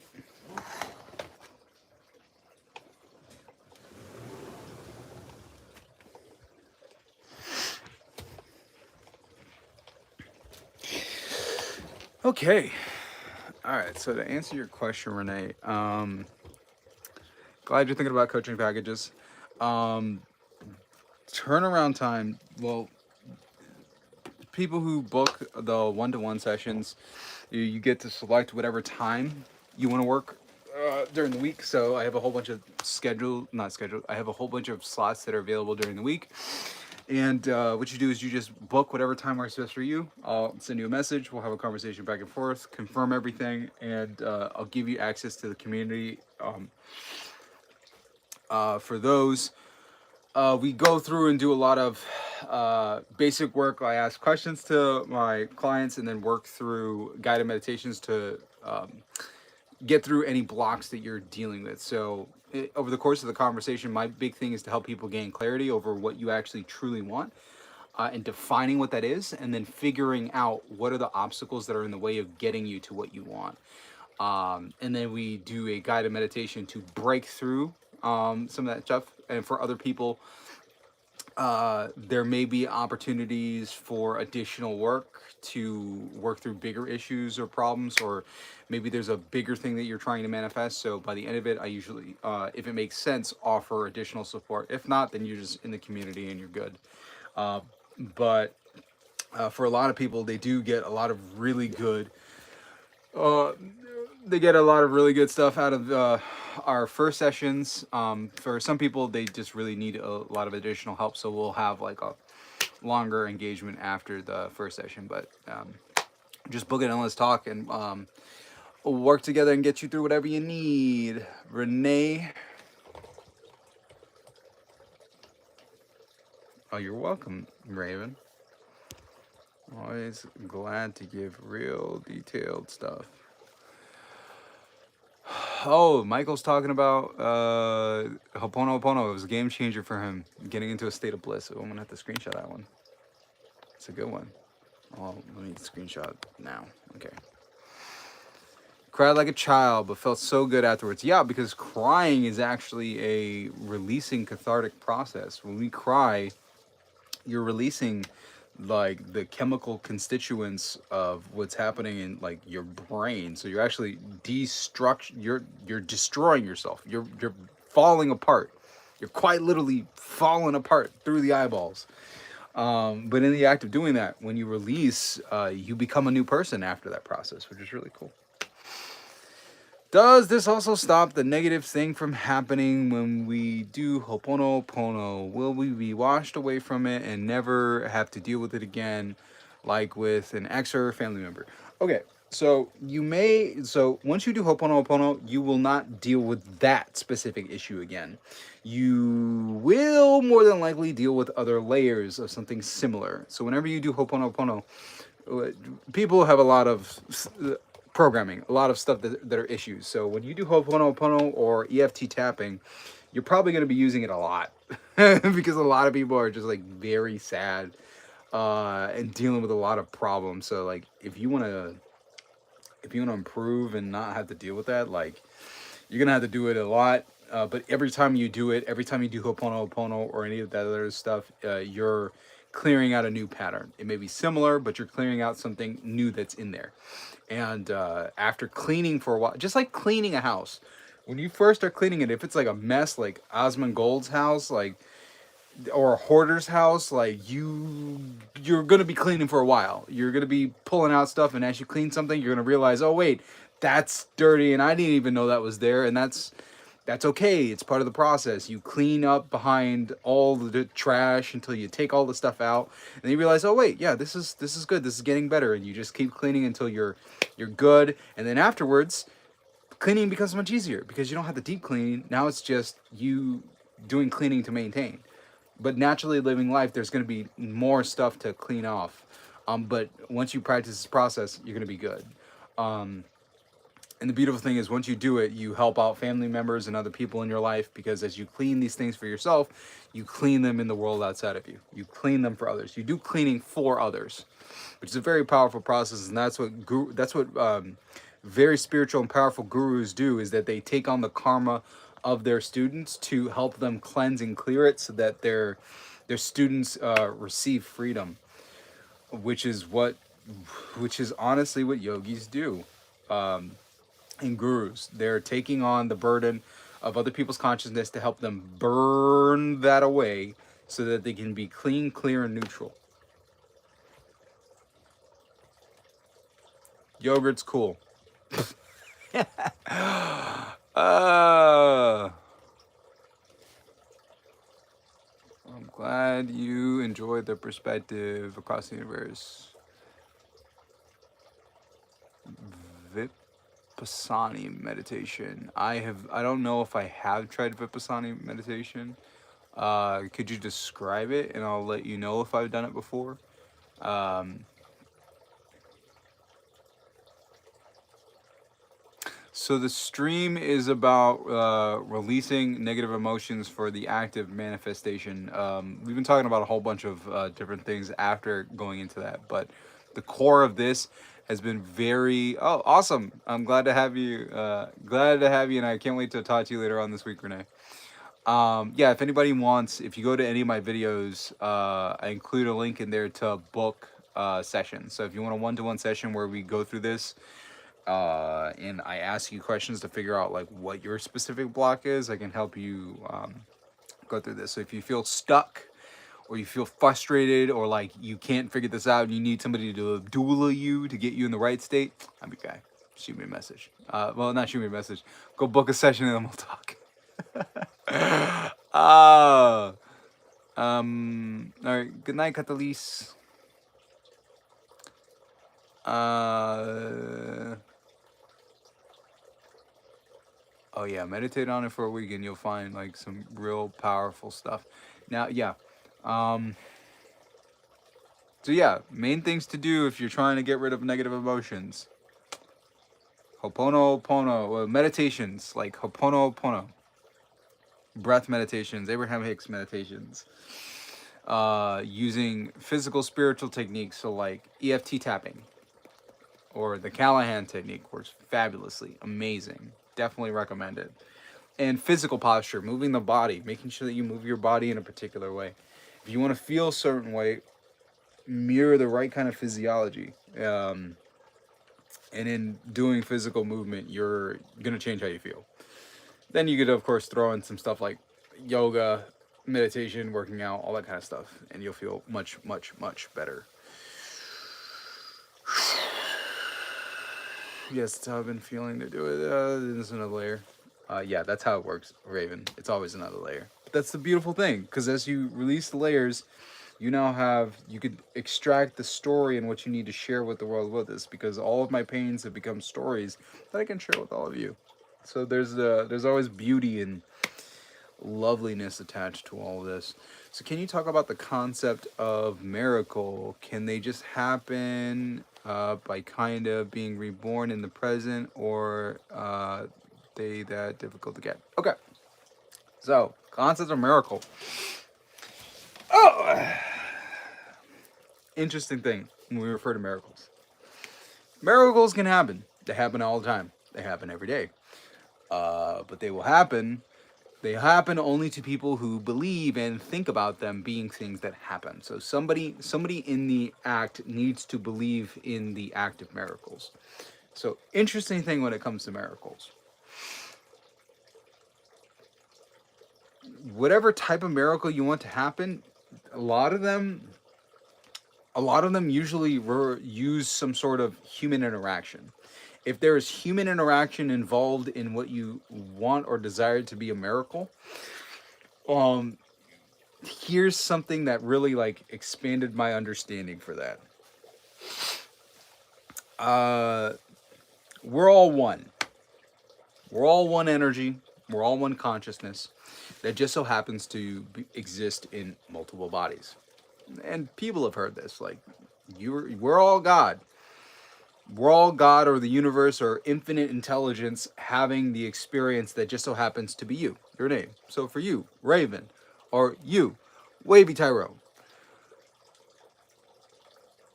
I'll give you a suggestion from the pessimistic thing, and this can help out. But I'm gonna do the miracle one. So you're the universe having the experience of Tyrone, or the experience of Raven, or the experience of Michael.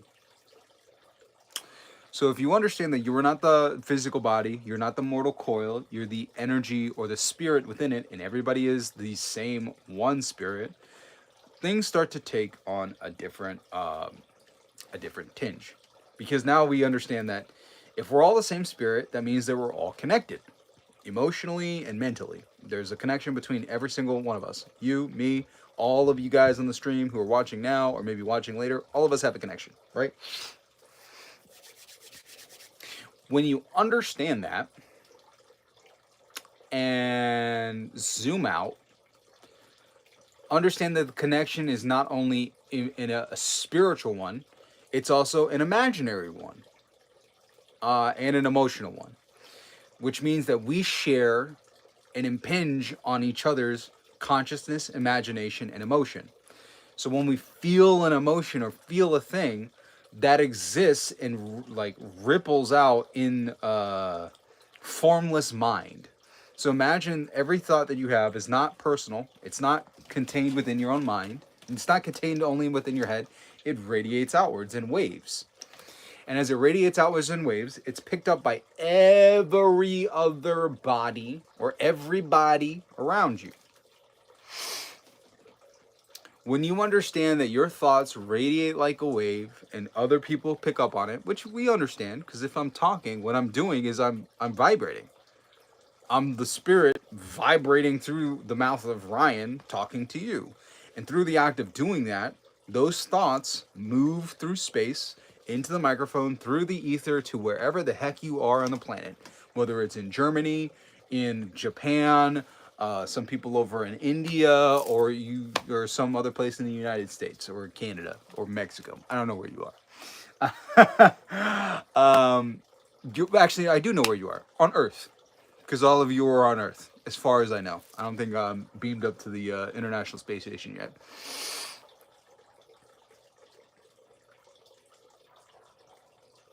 When you understand that that's how we communicate and share language, that's also happening in our imagination and in our emotions. Your emotions radiate outwards. And as your emotions and thoughts radiate outwards, other people pick up on it. So now we talk about miracles. If you feel the feeling of miracle where you're like, thank you, thank you, thank you, thank you. Oh, thank you, thank you, thank you. Thank you, thank you, thank you, thank you, thank you, thank you for this. Thank you, thank you, thank you, thank you, thank you, thank you, thank you. You're radiating that energy out into the world around you. Now, here's the interesting thing that happens with other minds. When people are spiritually focused and spiritually attuned, they pick up on that. And this is actually why I love religion and I love stuff like Christianity, because it creates an excuse for people to follow the impulses that they receive from other people. And the way that Christians will refer to this as is they'll say, I felt compelled by the Holy Spirit. Jesus told me to tell you this. I felt called to do this. I felt the Holy Spirit. So what they're actually talking about is, hey, I'm spiritually tuned. I picked up on something that was being put out. So I am now acting in accordance with the thought or the concept. So I'm going to give you this thing, or I'm going to do this thing for you. And I think that that's beautiful and wonderful, because it gives people an excuse to be selfless and lovely to each other. I remember watching a video with Ryan Pineda, who had purchased an apartment building, and he was talking about flipping and fixing up the apartment building, and very awesome Christian guy. And one of the units that they built out and cleaned up, they said that they were going to give that to an African family that had left Africa and come to their city and town for their church on a mission. So they were a missionary family that had come to live there, and they were living this whole process there, and they decided that they were going to give them this house, and they were fully furnishing it and all this stuff, and it was completely paid for, like, I think over a year or something like that. And they told them, like, hey, we took care of all of it. The reason why they did that was because they felt compelled to what they would say with the Holy Spirit, God, Jesus, this feeling that compelled them to do something in the community for someone else. They didn't have a reason to do it other than they whatever reasons popped up into their minds and all this stuff. It didn't seem logical. It seems logical. It seems logical in a higher sense to the spiritual person, where you use spiritual reasoning, where it's like God told me to do this thing. And in those cases, that's when a person lowers the barrier to action or barrier to impulse, where they do things that would be impulses to be good or to be wonderful, and to do something that causes somebody to have an experience where they're like, oh my gosh, this is exactly what I needed, thank you so much. Or you give somebody a certain amount of money and they're like, thank you so much. You tip, let's say $100, $200, $300, and the person's like, I needed to pay my rent and I didn't know where I was going to get the money from. Thank you so much. And the reason why the person did it was because they felt compelled to. They felt the energy to do it. And by acting on it, they became a miracle for someone else.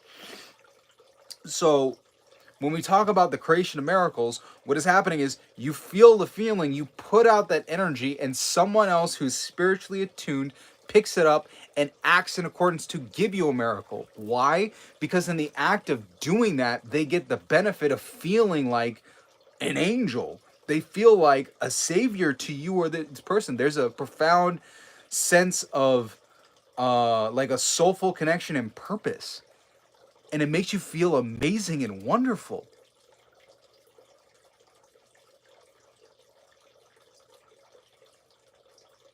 And that's one of the things that I love about religion, is that it gives people the excuse to act amazing to each other without having to have a reason. You're just like, hey, God told me to go do this.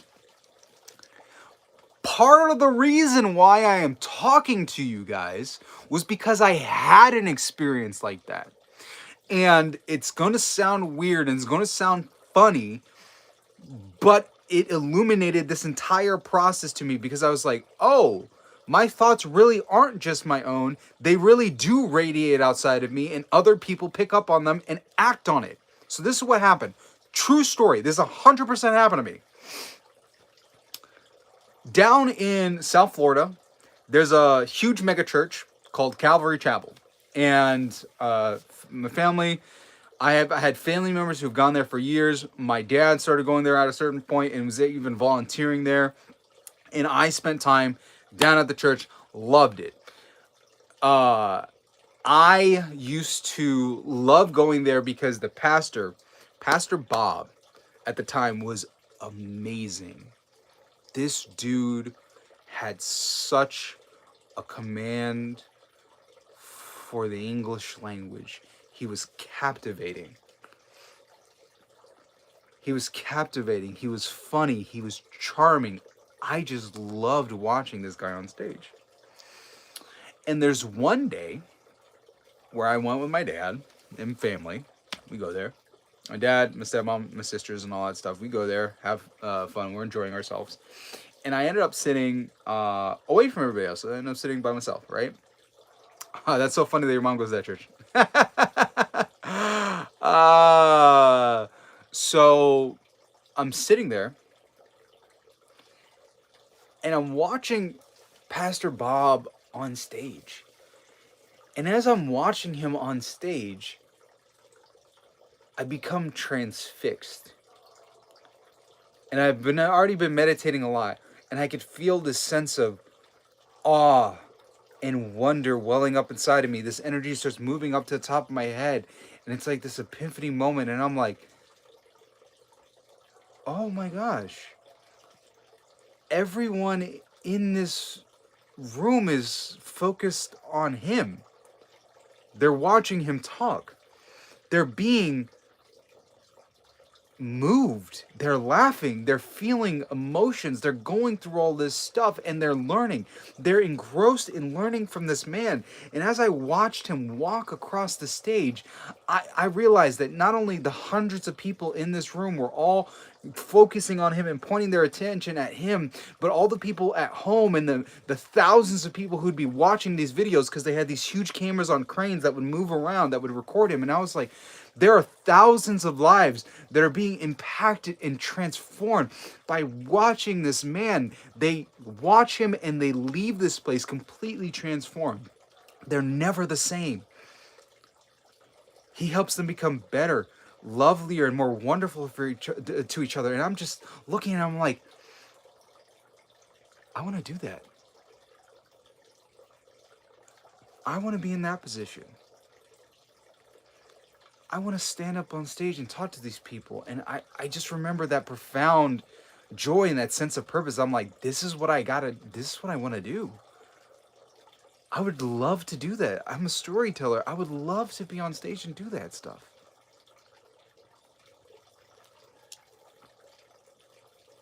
So church goes by. Everything wraps up.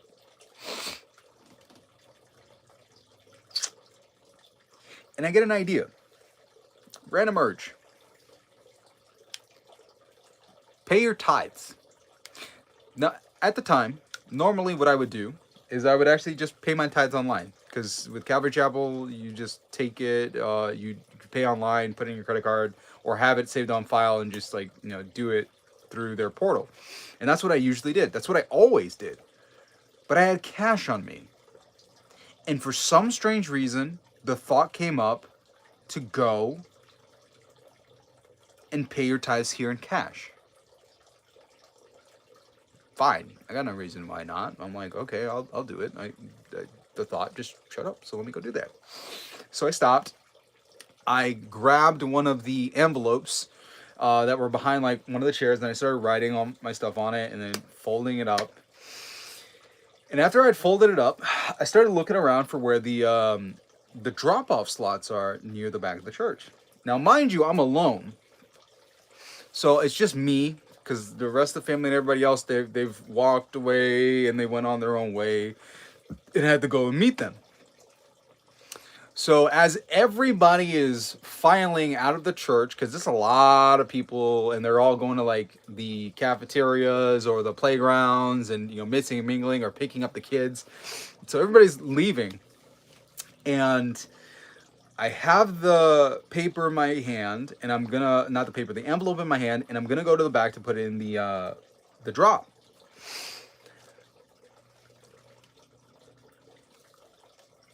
As I walk towards the back, I feel a tap on my shoulder. I turn around.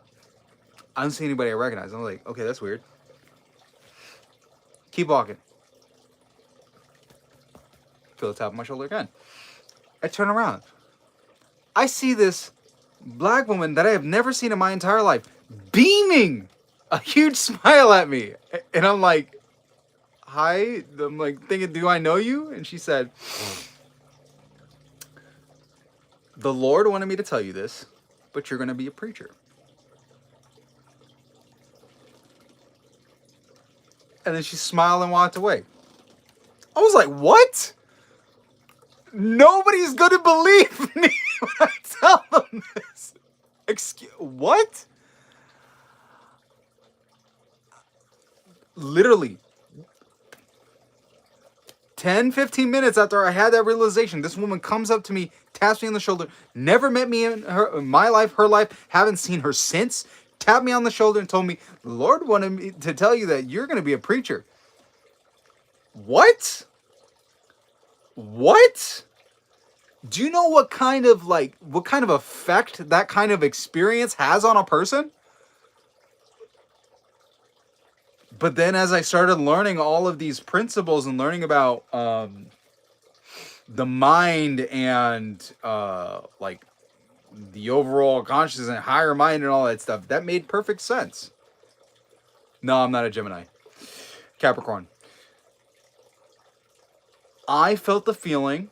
I put out that energy powerfully, because when I tell you, I felt profound awe. I was like in awe and religious ecstasy, like I had found my life's purpose, and I felt that I was pushing that out. She picked up on it, and for her, it was the Holy Spirit. You need to tell this guy that he's going to be a preacher.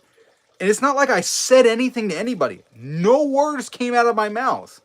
But she came up to me and said that to me. Now, from my point of view, I'm like, yes, of course she would say that to you. Because you needed the message. and you put out the powerful signal, and she picked up on it and was like, hey, you need to tell him that because he needs this story. He needs that experience. And sure enough, what the heck am I doing now? I've known this for years. This happened to me probably like maybe like 18 or 19. And for most of my life, I've studied and prepared, but I never thought I was going to do this. I never thought I was going to talk about this stuff publicly. Yet here I am, talking about it to you. This is how I make most of my money now. Even though I have all my other stuff in my business, I have been making way more money doing this than I did with everything else. Because it just comes to me more naturally. This is what I should have been doing for most of my life. And everything that I have done, even though it's been under the guise of something else, usually ends up including this kind of work. I'm a coach. I'm a marketing consultant. Guess what most of the time I'm doing? Spiritual intervention and conversations, teaching people about manifestation. Always. Always. This has always been the case. Speaking and storytelling, changing people's perspectives, helping them with uncovering what they need to unlock in their lives. Why? Because this is just how my brain is wired. Yeah. So that's the whole process of miracles, is that religious or spiritually tuned people release their inhibitions and they're willing to do things that might get them ridiculed or been made fun of for the sake of others. And in the act of doing that, giving something away or doing something that makes them selfless, they are able to act as the hands of infinite intelligence, shifting the world around them, and they're acting as the hands, mouths, and bodies of the divine in our lives. And one of the greatest gifts that you can be given is the opportunity to be a miracle for some other human being in your life. And I pray all of you get the gift of having that kind of experience. Oof. I hope this week you get the opportunity to be a blessing and a miracle to somebody in your life. A stranger, oof. Give that money and watch how that person changes. Oof. I think that's one of the biggest benefits of the church, is just making everyday miracles more common.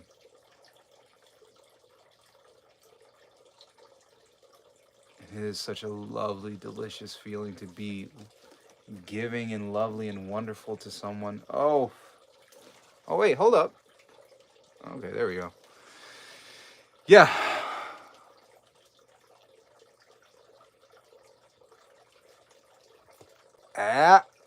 I'm glad I'm doing that for you, Michael, and everybody else. Michael, you said earlier that a manifestation is close when you feel grateful for it. How do you know that? Thank God for my ex-wife every day. So it's a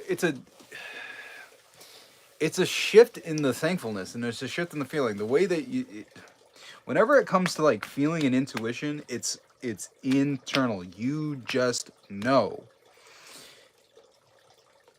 One of the things that's really powerful with manifestation is an exercise that I like doing and I like recommending, which is imagining the sun and the moon inside your body. Just close your eyes and imagine the sun and the moon inside of your body, and place the moon inside of the sun. And just feel it. Just imagine it and feel it. When you take yourself into that perspective, you begin to dissolve change in time. And when you dissolve change in time and you dissolve space, which is what happens when you meditate, because what you're doing is you're beginning to associate with the darkness, the void, the formless substance that is what you see when you close your eyes, that darkness. When you connect with that, when you experience it, you begin to realize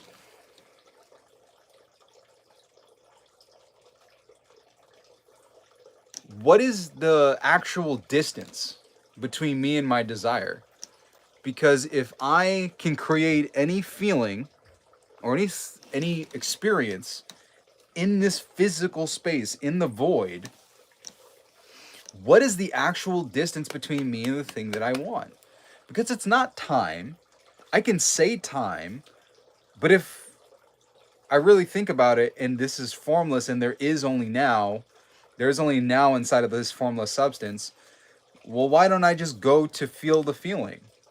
And then you begin to realize that what you desire is not any form or anything, but to be in a certain identity, an I am. Any place or anything that you desire, you can boil it down to an I am phrase. Where let's say it's a car. I am driving a Ferrari. I am driving a Lamborghini Urus. I am a Lamborghini Urus owner. I am cleaning my Lamborghini Urus. I am so happy and grateful that I have my Lamborghini Urus. When you realize that the actual change and shift that you want is the shift in your perspective where you say that phrase and you have all of these sensations that are wrapped around that phrase, like the sensation of the leather of the car inside of the Lamborghini Urus. You have the sight of looking through the windshield and seeing how the the heads-up display reflects on the windshield because they have the projector where it projects the speed of the car onto the windshield, so you see it while you're driving. The feeling and sensation of the wheel when your hands are holding onto the wheel of that car, the hum of the engine as it rumbles through the bottom of your body into your bones, and you feel the speed as you push your foot down on the gas. As you continue to repeat that phrase, you realize that what you want is just to say that phrase and to know that it is true. And you don't need to have any of the outward sensations to make that phrase true. You just got to repeat the phrase. And when you realize that it's not just waiting in time, because if you wait in time, you'll never get to the space where you're sitting in the car. You have to decide that you're going to feel the feeling and feel the explanation. No, okay. See you later. Enjoy work. You have to feel the feeling fully inside of yourself and go into the state where you are not waiting to come into the experience in the I am, but you're going to give yourself the I am right here, right now, at this moment. I'm not waiting for my wife. I am married and I love being with my wife and I love the feeling of having her here with me. And having the determination to stay in that space, to stay in the void long enough for you to feel that true feeling and to connect with that moment, with that version of yourself, with that I am.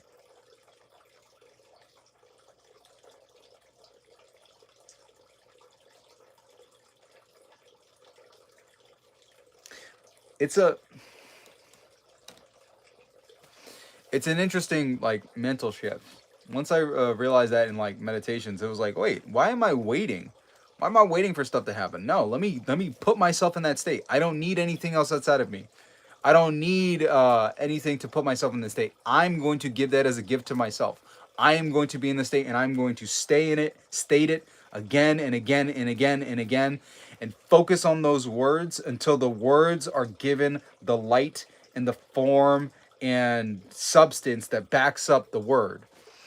Because if you remember and like read the like Genesis is actually Genesis and Mark are reflections and sequences of how things manifest. In the beginning was the Word, and the Word was God, and the Word was with God. So in the beginning, they were basically letting you know, like, hey, you know that consciousness, the thing that has words, the thing that has thoughts, that's God. That's God within you. That's what it is. Your act of speech and consciousness and sound, that's God. And then we go into the beginning of Genesis. Bereshit bara Elohim et Hashemayim va'et haaretz. In the beginning, God created, well, the et was supposed to be like the alphabet, and then after the alphabet, the heavens and the earth, which means the higher planes and then the lower planes. So the imaginary realm and the physical realm, the two, the two realms. And once the physical realm, the higher realm and the physical realm were created, immediately afterwards, now we start talking about. So first we have the creation of language, sound. After the creation of language and sound, we have the creation of light. God said, "Let there be light," which means that sound was used to create light. Sound used to create light. And then after light was created, that's when land and the masses and earth was created afterwards. So there was sound, light, matter. That is the sequence of creation. Word, sight, or image, physical manifestation, physical object, solid object. That is the process of manifestation. So when you decide that you want something to be different in your life, the way that you do it is you say word, which means I decide what I want, I speak it, I think it, I write it down, which means I project it with my consciousness, I give it form. The first form that must exist for anything that you want to create must be sound. It has to be sound. You must evoke out of the silence of existence the sound of which you of what in which you want to create. That is the first thing. And if you really think about the vibration in your body, the feeling, it is in fact a sound. You're producing the sound that's associated with it. There's a sound associated with ecstasy. There's a sound associated with the car. Every physical item that you want has a sound associated with it. And also just a sound attached, like a Ferrari or a Lamborghini Urus. A Lamborghini Urus is a sound. And if you close your eyes, you could hear the sound of it. The word Lamborghini Urus, the actual sound of the leather as your hands wrap around the car, the sound of you pushing the engine to start the engine, the sound of you revving the engine, the sound of the brakes, the sound of the shifting, the sound of popping the hood or opening the door. There's a sound associated with the object. The sound is the first thing that must exist. After the sound is created, after you say the word, you know what? I want a car. What car do I want? Well, I guess now we're going to move to the sound, which is a Lamborghini Urus. Before anything else for the manifestation happens, you must first say the word. Say the word. Speak it. After you speak it, now we can say, let there be light. Now that we said Lamborghini Urus, now you can imagine, I want a Lamborghini Urus and I want it in black. I want it in pearl white. I want it to be a 2021 Lamborghini Urus with black rims. Now the words are beginning to create images, light. The light is given structure by the sound. The sound is you deciding what you want, you being the director. The light is you creating the imaginal act, the image. And you take that image, you take that thing, and you give it form. You give it substance. And the first form of the substance is in the imagination. You take the light, you take the sound to create the form that you want. You create the form in light. And when you do the imaginal act, you're interacting with that light form until the light form touches you back. The light form must feel like substance, a very flat form of substance, but you gotta actually feel it. So if I tell you to hold an orange, I was eating an orange earlier. If I tell you to hold an orange, and you hold it in your hand, first you'll say the word. The first thing that must be evoked before any form of creation of the orange is the word orange. Now you have a concept. In the act of saying the word orange, the light has now been structured in your consciousness, in the space around you, superimposed over the space, in some place, either in my hand or in front of your hand or wherever you're deciding to place this orange. You see light being structured in the form of an orange. That's physically what's happening if you're like paying attention or like really locked in. You'll see the orange. In the act of seeing the orange, you've now used sound to structure light. Now that the light is structured, if we focus in hard enough and we pour our attention into it, we can give it some form of spiritual substance. And the way that we know it has spiritual substance is if this light form can now impinge or affect our spiritual senses. If I can hold that orange in my hand and I can smell it, or I peel it, to peel it, I would have to feel it. I could taste it, feel this texture in my mouth. And in the beginning, it may be a very light sensation, but the more attention that you put into it, the more powerful the sensation becomes until it feels like the form. You produce the sound. You go all the way around back to the beginning where you use the sound to come up with a general concept and you expand the sound concept. The sound goes from a very simple seed and begins to branch out, expanding outwards into the light form, and then from the light form includes the sense of smell, the sense of taste, the sense of touch, and ultimately that feeling inside of your chest. The sound goes out into the world and begets the feeling, which is yet another sound in another way. We get the full experience of the orange. And through the act of having the full experience of the orange, we've completed the pattern and we say, thank you. Because through the act of creation, through the act of imagination and consciousness, we have fully experienced the concept, the word. We have answered the question of what is an orange in relation to me. To know an orange, to feel an orange. And that's ultimately what we want in terms of our relationships.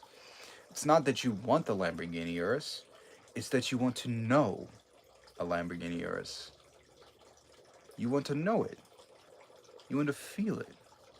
You want to experience it. You want to see the world and see how other people react to you when you have that in your life. What is the experience of Lamborghini Urus, of I am a Lamborghini Urus owner? When I'm in that position, sitting in the car, owner of the car, how does the world view me? How do I feel with how the world looks at me? How do I interact with the world? What is different from this position sitting in the car or standing outside of the car or parking in front of a restaurant with this car or driving up to a hotel and the valet and giving this to the valet? What is that experience? You want to know it, you give it to yourself. Sound begets light, begets sense touch or sense impression or spiritual sense, which goes back to sound, which is a feeling. Because if you want to talk about like stuff that you enjoy doing it, well, doing it is associated with sound. Let's say you drink something or eat something that's delicious.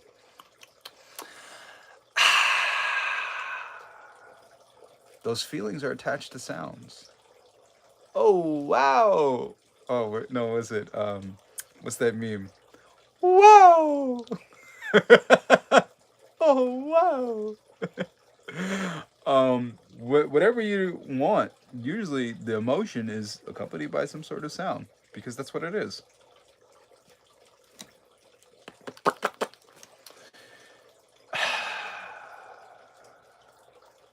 So what's the feeling of driving that car? Like, uh-huh, what is it? What is it? Because most of us, when we talk about relationships, most of y'all want to all over the place.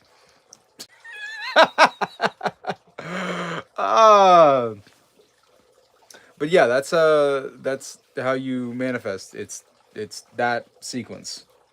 And all of the processes that you learn are literally just different ways to get the sound to become an image and to hold that in your consciousness for long enough to make spiritual substance and make the thing happen.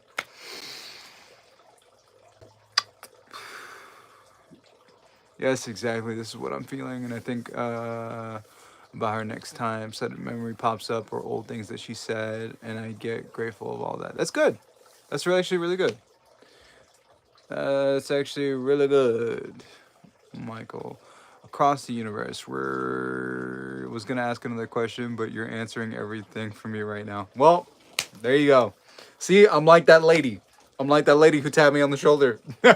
Who was literally like, "Hey, you wanted the answer. You wanted a sign." I think I also asked for a sign. Like I think I said I wanted a sign to let me know like I'm supposed to do this because I wasn't sure. Actually, yeah, that's what happened. I wasn't sure whether or not I should do it, and I was like, "Ah, yeah, that'd be cool if I got a sign or somebody told me that I should do this." And then the lady came up, and I'm like, "I don't even know you, and you told me." So I'm like, "Okay, that's a good enough message for me." Even sometimes hearing things she said, like her voice, and get all catalyzed by buying her old perfume and smelling it, that pushed me. Oh, well, yeah, scent is a very powerful thing. Birth chart. I'm a Capricorn stallion. I'm like mostly Cap. Mostly Cap.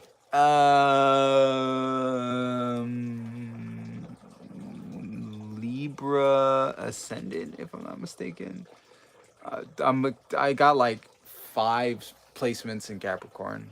In Scorpio moon, I think. Scorpio moon. I got 1 Scorpio placement, a Libra placement, and then basically everything else is just like a whole bunch of Capricorn. Whole bunch of Cap.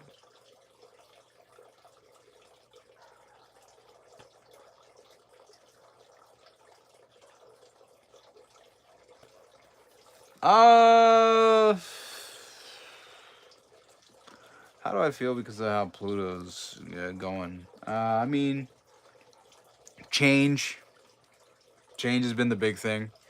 I mean, I'm doing this now, which is which is a revelation of like very dark and like older renewal things. Like this channel was started literally because I had an awful, terrible experience that I had to to go through to get my relationship that I wanted, and I was like, oh, let me help people like deal with this. So did it, share with the world, did all that stuff. So this is like a time of revelation and shifting and change where I'm willing to open my mouth and talk and speak. And that's why I make myself available with these lives. Any people who want to have one-to-ones, those are always available for anybody who wants those. They're always included in the description for the videos. I usually don't talk about them, but if people want them, it's there. Uh, hey, what's up? I'm glad you made it. I'm glad you made it to live. Ashray, how you doing? Yeah, bad times are good for learning and changing. I actually don't even call them bad times because bad itself is actually I did call it bad, so I take that back. I have called it that. They're always learning opportunities, like you said, Jesse. We really don't have anything that happens to us that's bad. There is no such thing as failure. There's only feedback. And we're always using it as an opportunity to learn. That's why I like Abraham Hicks and Esther. Contrast. It's just meant to show you what you don't like and what you don't prefer. Because all things are good in existence. All things are just creations, your own creations. And if you don't like one of your creations, just do something about it. Because you made it and you created it. If you don't like it, just make something else. That's kind of like the whole point of being here. It's like figuring out what you like, what you don't like, and what you wanna change. Oh, you're watching me at work. That's cool. uh, yeah, I gotta work on the next one. I got like a whole bunch of videos that I have in the cooker that I gotta get out. Like a lot, especially based on like a lot of the stuff we talked about here. I mean, we've been on this live for a hot minute, to say the least. I'm glad you guys have stuck it out and been around here. How long have I been on stream now? What has it been like? 212 minutes. What is that?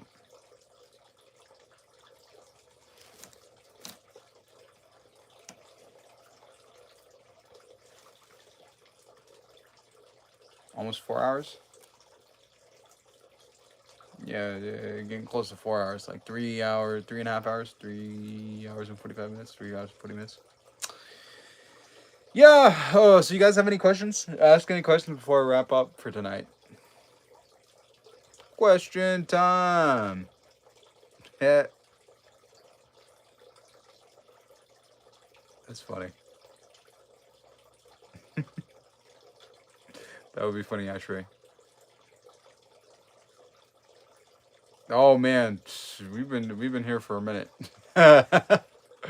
Jakaris, no, we've been here for a minute to say the least. So yeah, you missed the beginning, but it doesn't matter. The whole live will be uploaded. So if you want to check it out later, it'll be here. So it's just a very long one. How would you describe letting go and manifesting, Eliza?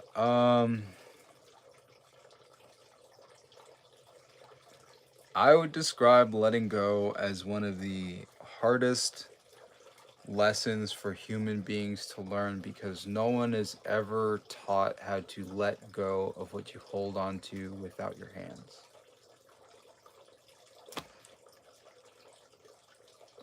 As a teacher, I have the most difficult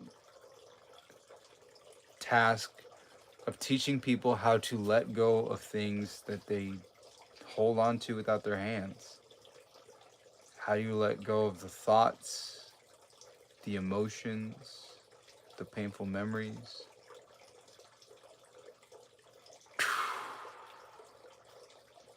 And that's why we got to do all these, processes and all these things, because something needs to change. We need to have something happen to us or do something to cause that letting go to release and let go. And that's why I like acting as a shaman, because that's what shamans do. As a speaker, in actuality, as a speaker on here, what I actually am is I'm a shaman. I'm shamanizing. This is a ritual. You're here. You're listening to me. I'm talking.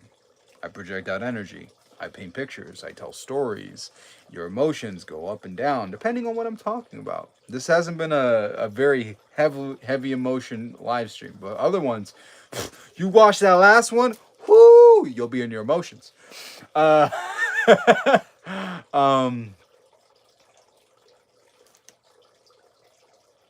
oh, that's so funny, Dracaris. I actually talked about mediums and psychics. I'll talk about it in a bit. Again, give me a moment. The act of trying to let go in manifestation is an essential part of the process, because things have to be destroyed. If we go back to the example of what I was talking about earlier with the no thing, imagine you are imagine around you a giant, right now I'm inside of a box. If you look around, I'm inside the patio, and the patio is basically a box, right? I'm boxed in on all ends. And then there's the wall over there and stuff. So I'm in a box. So imagine the room that you're in is a box, like a dark box. Imagine you just fill the box with darkness.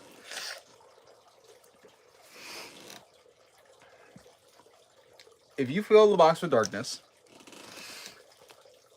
and you can have any configuration of anything that you desire, fill the box, because it is endless space. It is formless substance which can take any form that you impress your thought in, right? This is a physical manifestation in the space. For me to get a different manifestation, the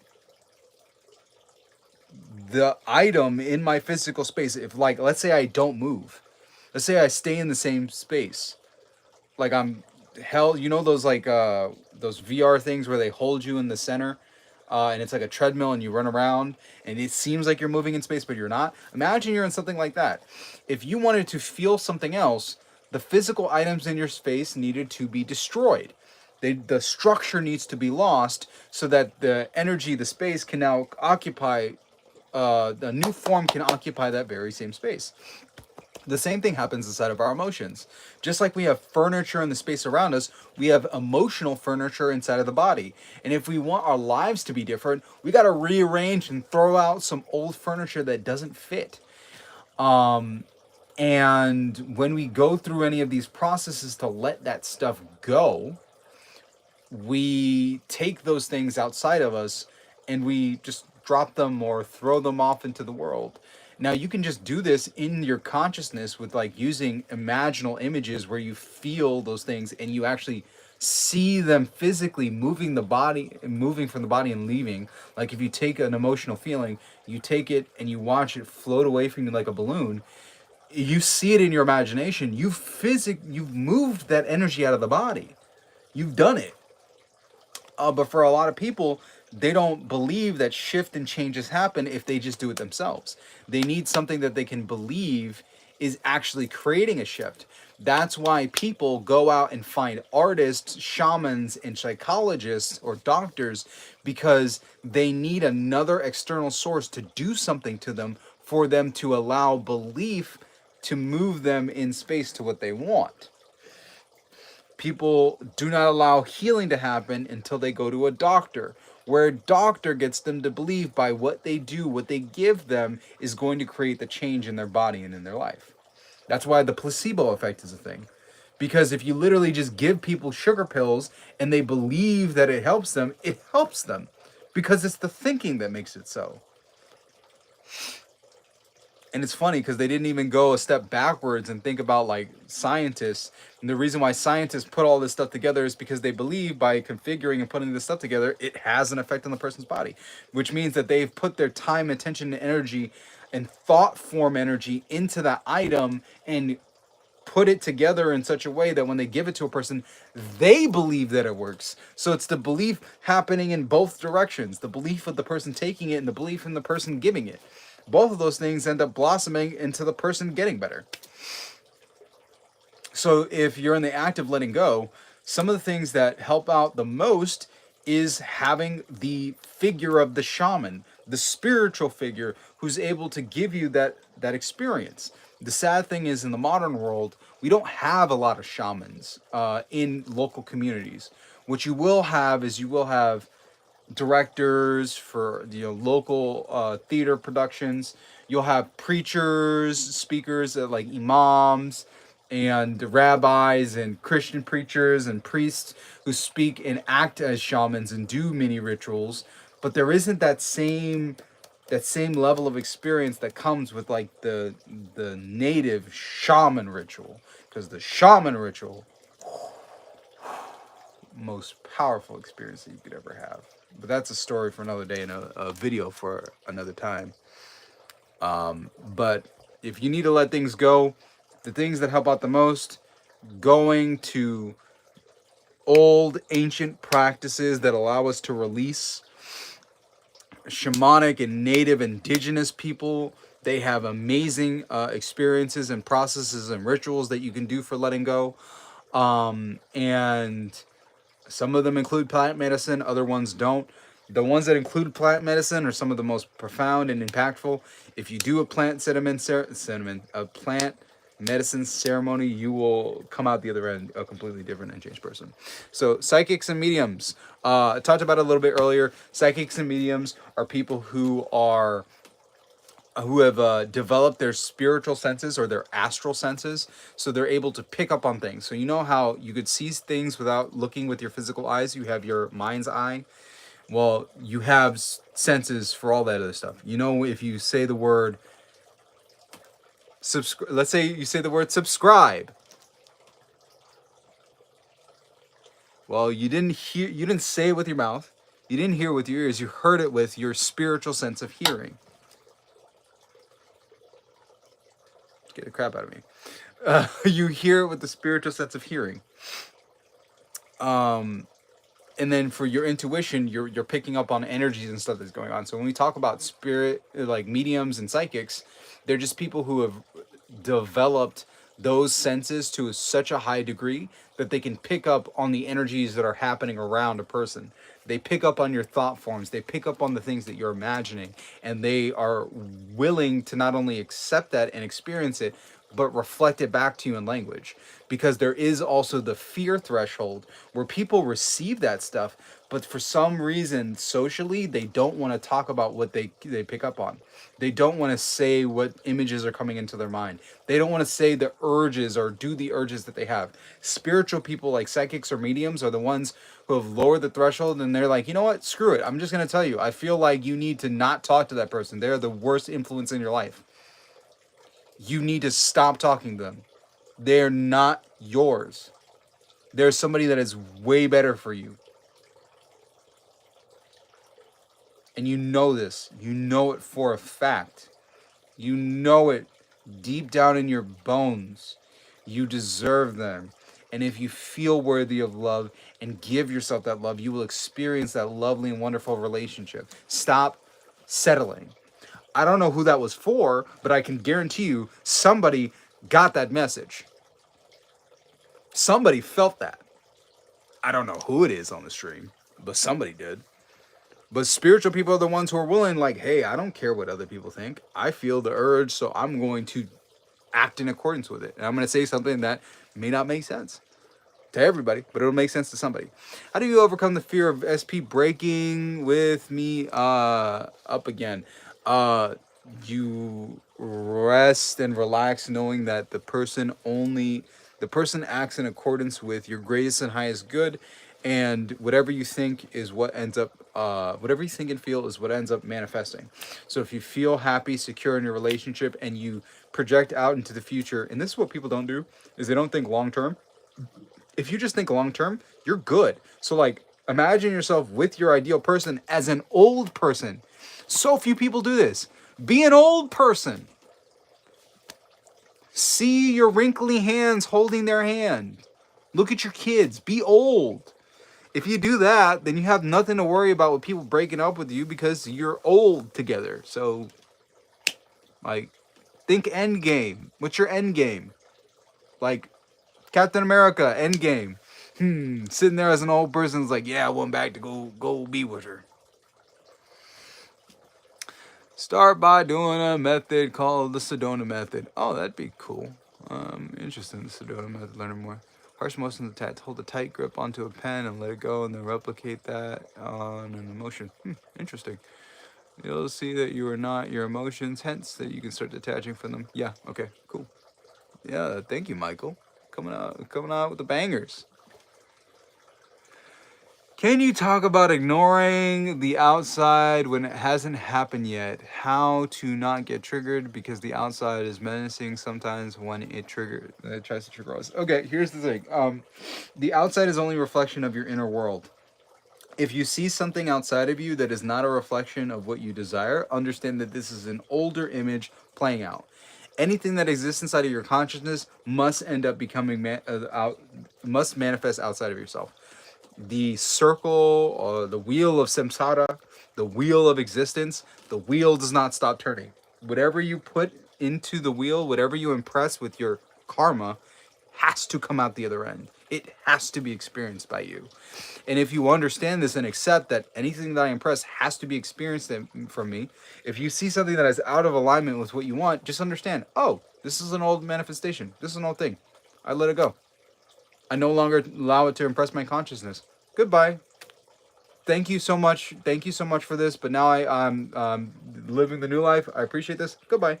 That's it. That's why you do stuff like doing the what's it called? Doing the oh man, what's it called? The revision exercise at night. By doing those things, you let it go and you change it. If you understand that whatever's happening outside of you is just a reflection of what's going on inside of you, you have no problem, you have no issues, and you'll be fine. Ho'oponopono techniques. Oh, we got another person who uses Ho'oponopono. I'm glad I helped you.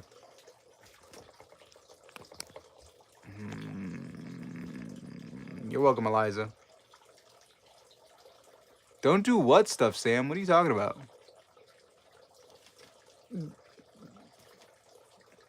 I could tell you came in at essentially this point, Sam, so you probably missed a whole bunch of stuff. All of these are, Sam, all of these are processes that are talked about in the Bible. Forgiveness, the forgiveness of sins, the actual act of prayer.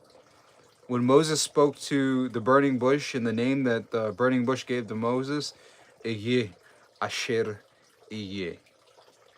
Because he asked him, who should I say when I go to the when I go to the Pharaoh and ask him for PTO for all of my people? Who should I tell him and them sent me? Eye, Asher, Eye. I am that I am. What does that mean? I am that I am. The bush or God was literally saying, I am that I am. The bush was literally telling him, hey, I'm your awareness. I'm the I am. I'm the formless awareness behind your eyes. I'm the thing that moves and motivates you. That's what God literally told him.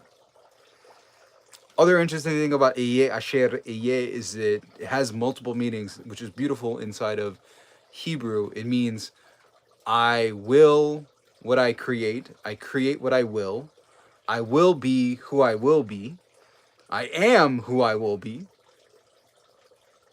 who I am. So it was a connection between all those things, and it's exactly what we're talking about, which is the movement of the self, the movement, the quantum leaping of your identity from one I am to another. You will yourself, you use the will, the consciousness within you to move into another state of being. Even the kingdom of heaven is within you. Where is it within you? It's your wonderful human imagination. That's why God is omnipresent, omnipotent. It's everywhere. Why? Why is he everywhere? I always wondered that as a kid. I was like, how does God see everything and know everything and is everywhere at the same time? That doesn't make sense. And then I thought about it. I was like, oh no, God's consciousness. Because that makes sense. Because intelligence, if his consciousness, then anything that could see would be seen through consciousness. So that would make sense that God would be consciousness, because if he was aware of everything, if he was all thought, then all thought or all beings, being connected to all beings would mean that he would see everything, know everything, because anything that could be known would have to be known by a mind and would be connected to that consciousness and mind. And to be everywhere. So if anything is consciousness, it would be in that place. So anywhere a conscious being is, that God or that consciousness would be. Once I understood it, I was like, oh, that makes perfect sense. Oh, I can understand. Well, and I remember thinking that as a kid. I was like, why hasn't anybody ever explained God to me in that way? I would have not had any issue with Christianity if somebody would have told me that.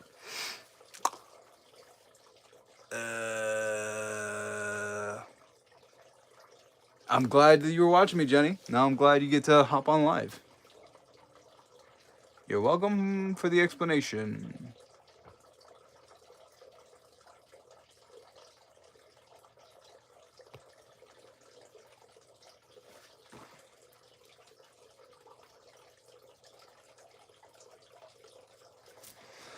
You told in your videos about what Ho'oponopono helped you turn your... yeah, it's powerful. What was your question, Jenny? Because you deleted it. The beginning of the live, from what I gathered, psychics pick up occurrence. Can't actually predict anything. Yeah, they do. Well, psychics can technically predict things, because what they're doing is they're picking up on energy patterns. Most people do not have any processes in place to change energy patterns. So if a pattern is in a particular configuration and it continues in that direction, like the way a person thinks, the way the person feels, if they don't change it, this is what's going to happen. Most people never change that. They never change what they think. They never change what they feel. So of course they're going to end up going on the same path. Unless they do something different, which the act of having the psychic tell them that can give them the opportunity to respond and do something different. Just like if a person like a doctor comes to you and tells you, hey, if you don't stop eating all this food, you're going to die. Well, the person has two choices. They can either continue the same patterns again, where they keep eating and not working out, and then they end up dying. Or they're like, oh, this is awful, terrible, I'm going to do something about it, and then lose all the weight. That's essentially what psychics and mediums are doing. So if you don't change it, then guess what? They predicted the future. Yeah. What were you guys talking about? Ashray and Michael.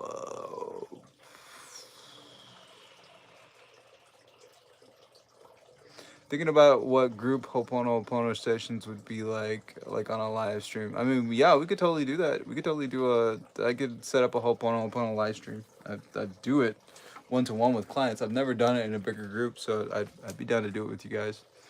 We could do it sometime during the week. Okay, I guess it's decided. We'll do a group Ho'oponopono.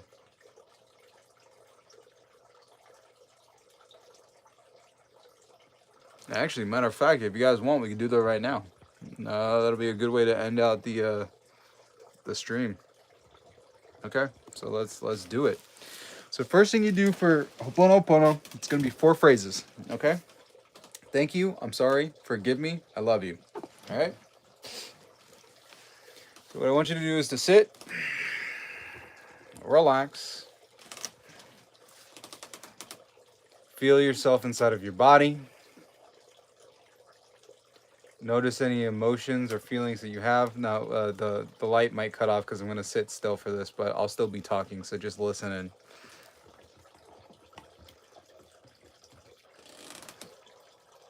Take a deep breath in and a deep breath out.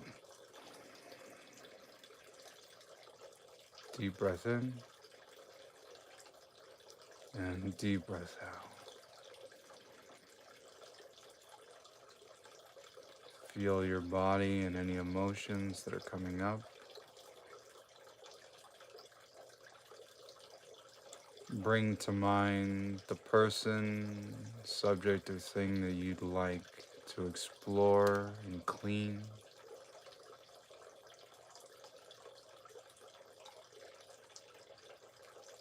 And as you bring this thing to mind, feel open to explore and let go. Begin the process of repeating these 4 phrases. Thank you. I'm sorry. Forgive me. I love you. Thank you. Sorry. Forgive me. I love you. Thank you. Sorry. Forgive me. I love you. Thank you for bringing this to my attention so that I may clean this for myself, for me, and all others. I am sorry for being unconscious in the creation of this thing.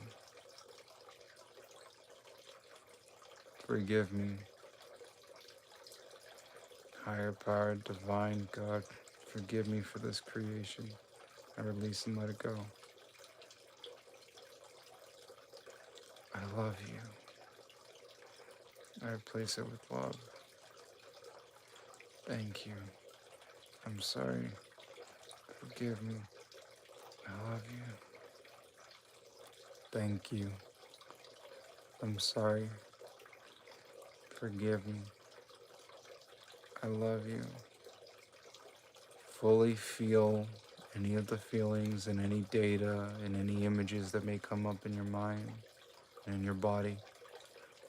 And feel these moving through you as you clean, releasing it through the body and letting it go. Thank you. I'm sorry. Forgive me. I love you. Thank you. I'm sorry. Forgive me. I love you. Thank you. I'm sorry. Forgive me. I love you. Thank you. I'm sorry. Forgive me. I love you. Sit for a moment in that neutral state. Breathing in and out.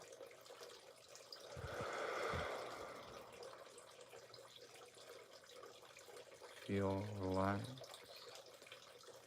and open. Feel clean and cleansed Now that you've let go and released and moved into this space of gratitude and love,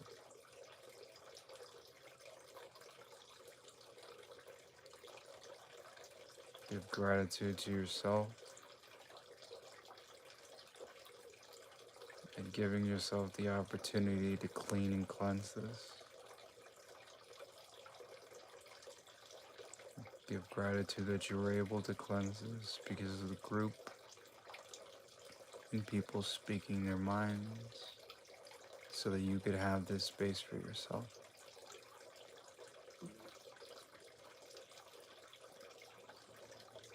And I want to take a moment and say thank you to every single one of you here. Thank you for giving me the opportunity to walk you through this process and this journey.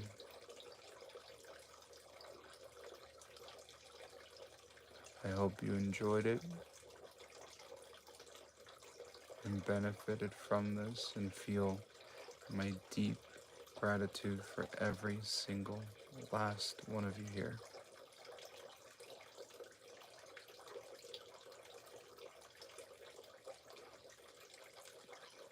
And as you breathe, slowly return back to your body. Ready for our wrap up and last goodbyes for today. So how was that? How you feeling? What came up? What happened for you? Welcome back.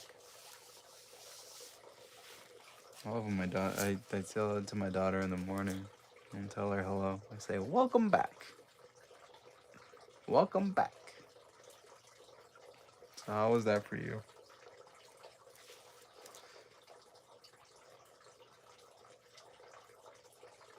How long is my beard? Well, my chin's here, so from here to here.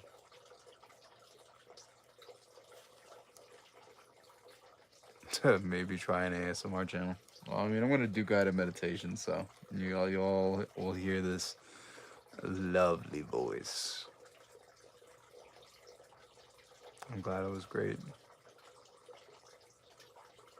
I'm glad you all enjoyed it.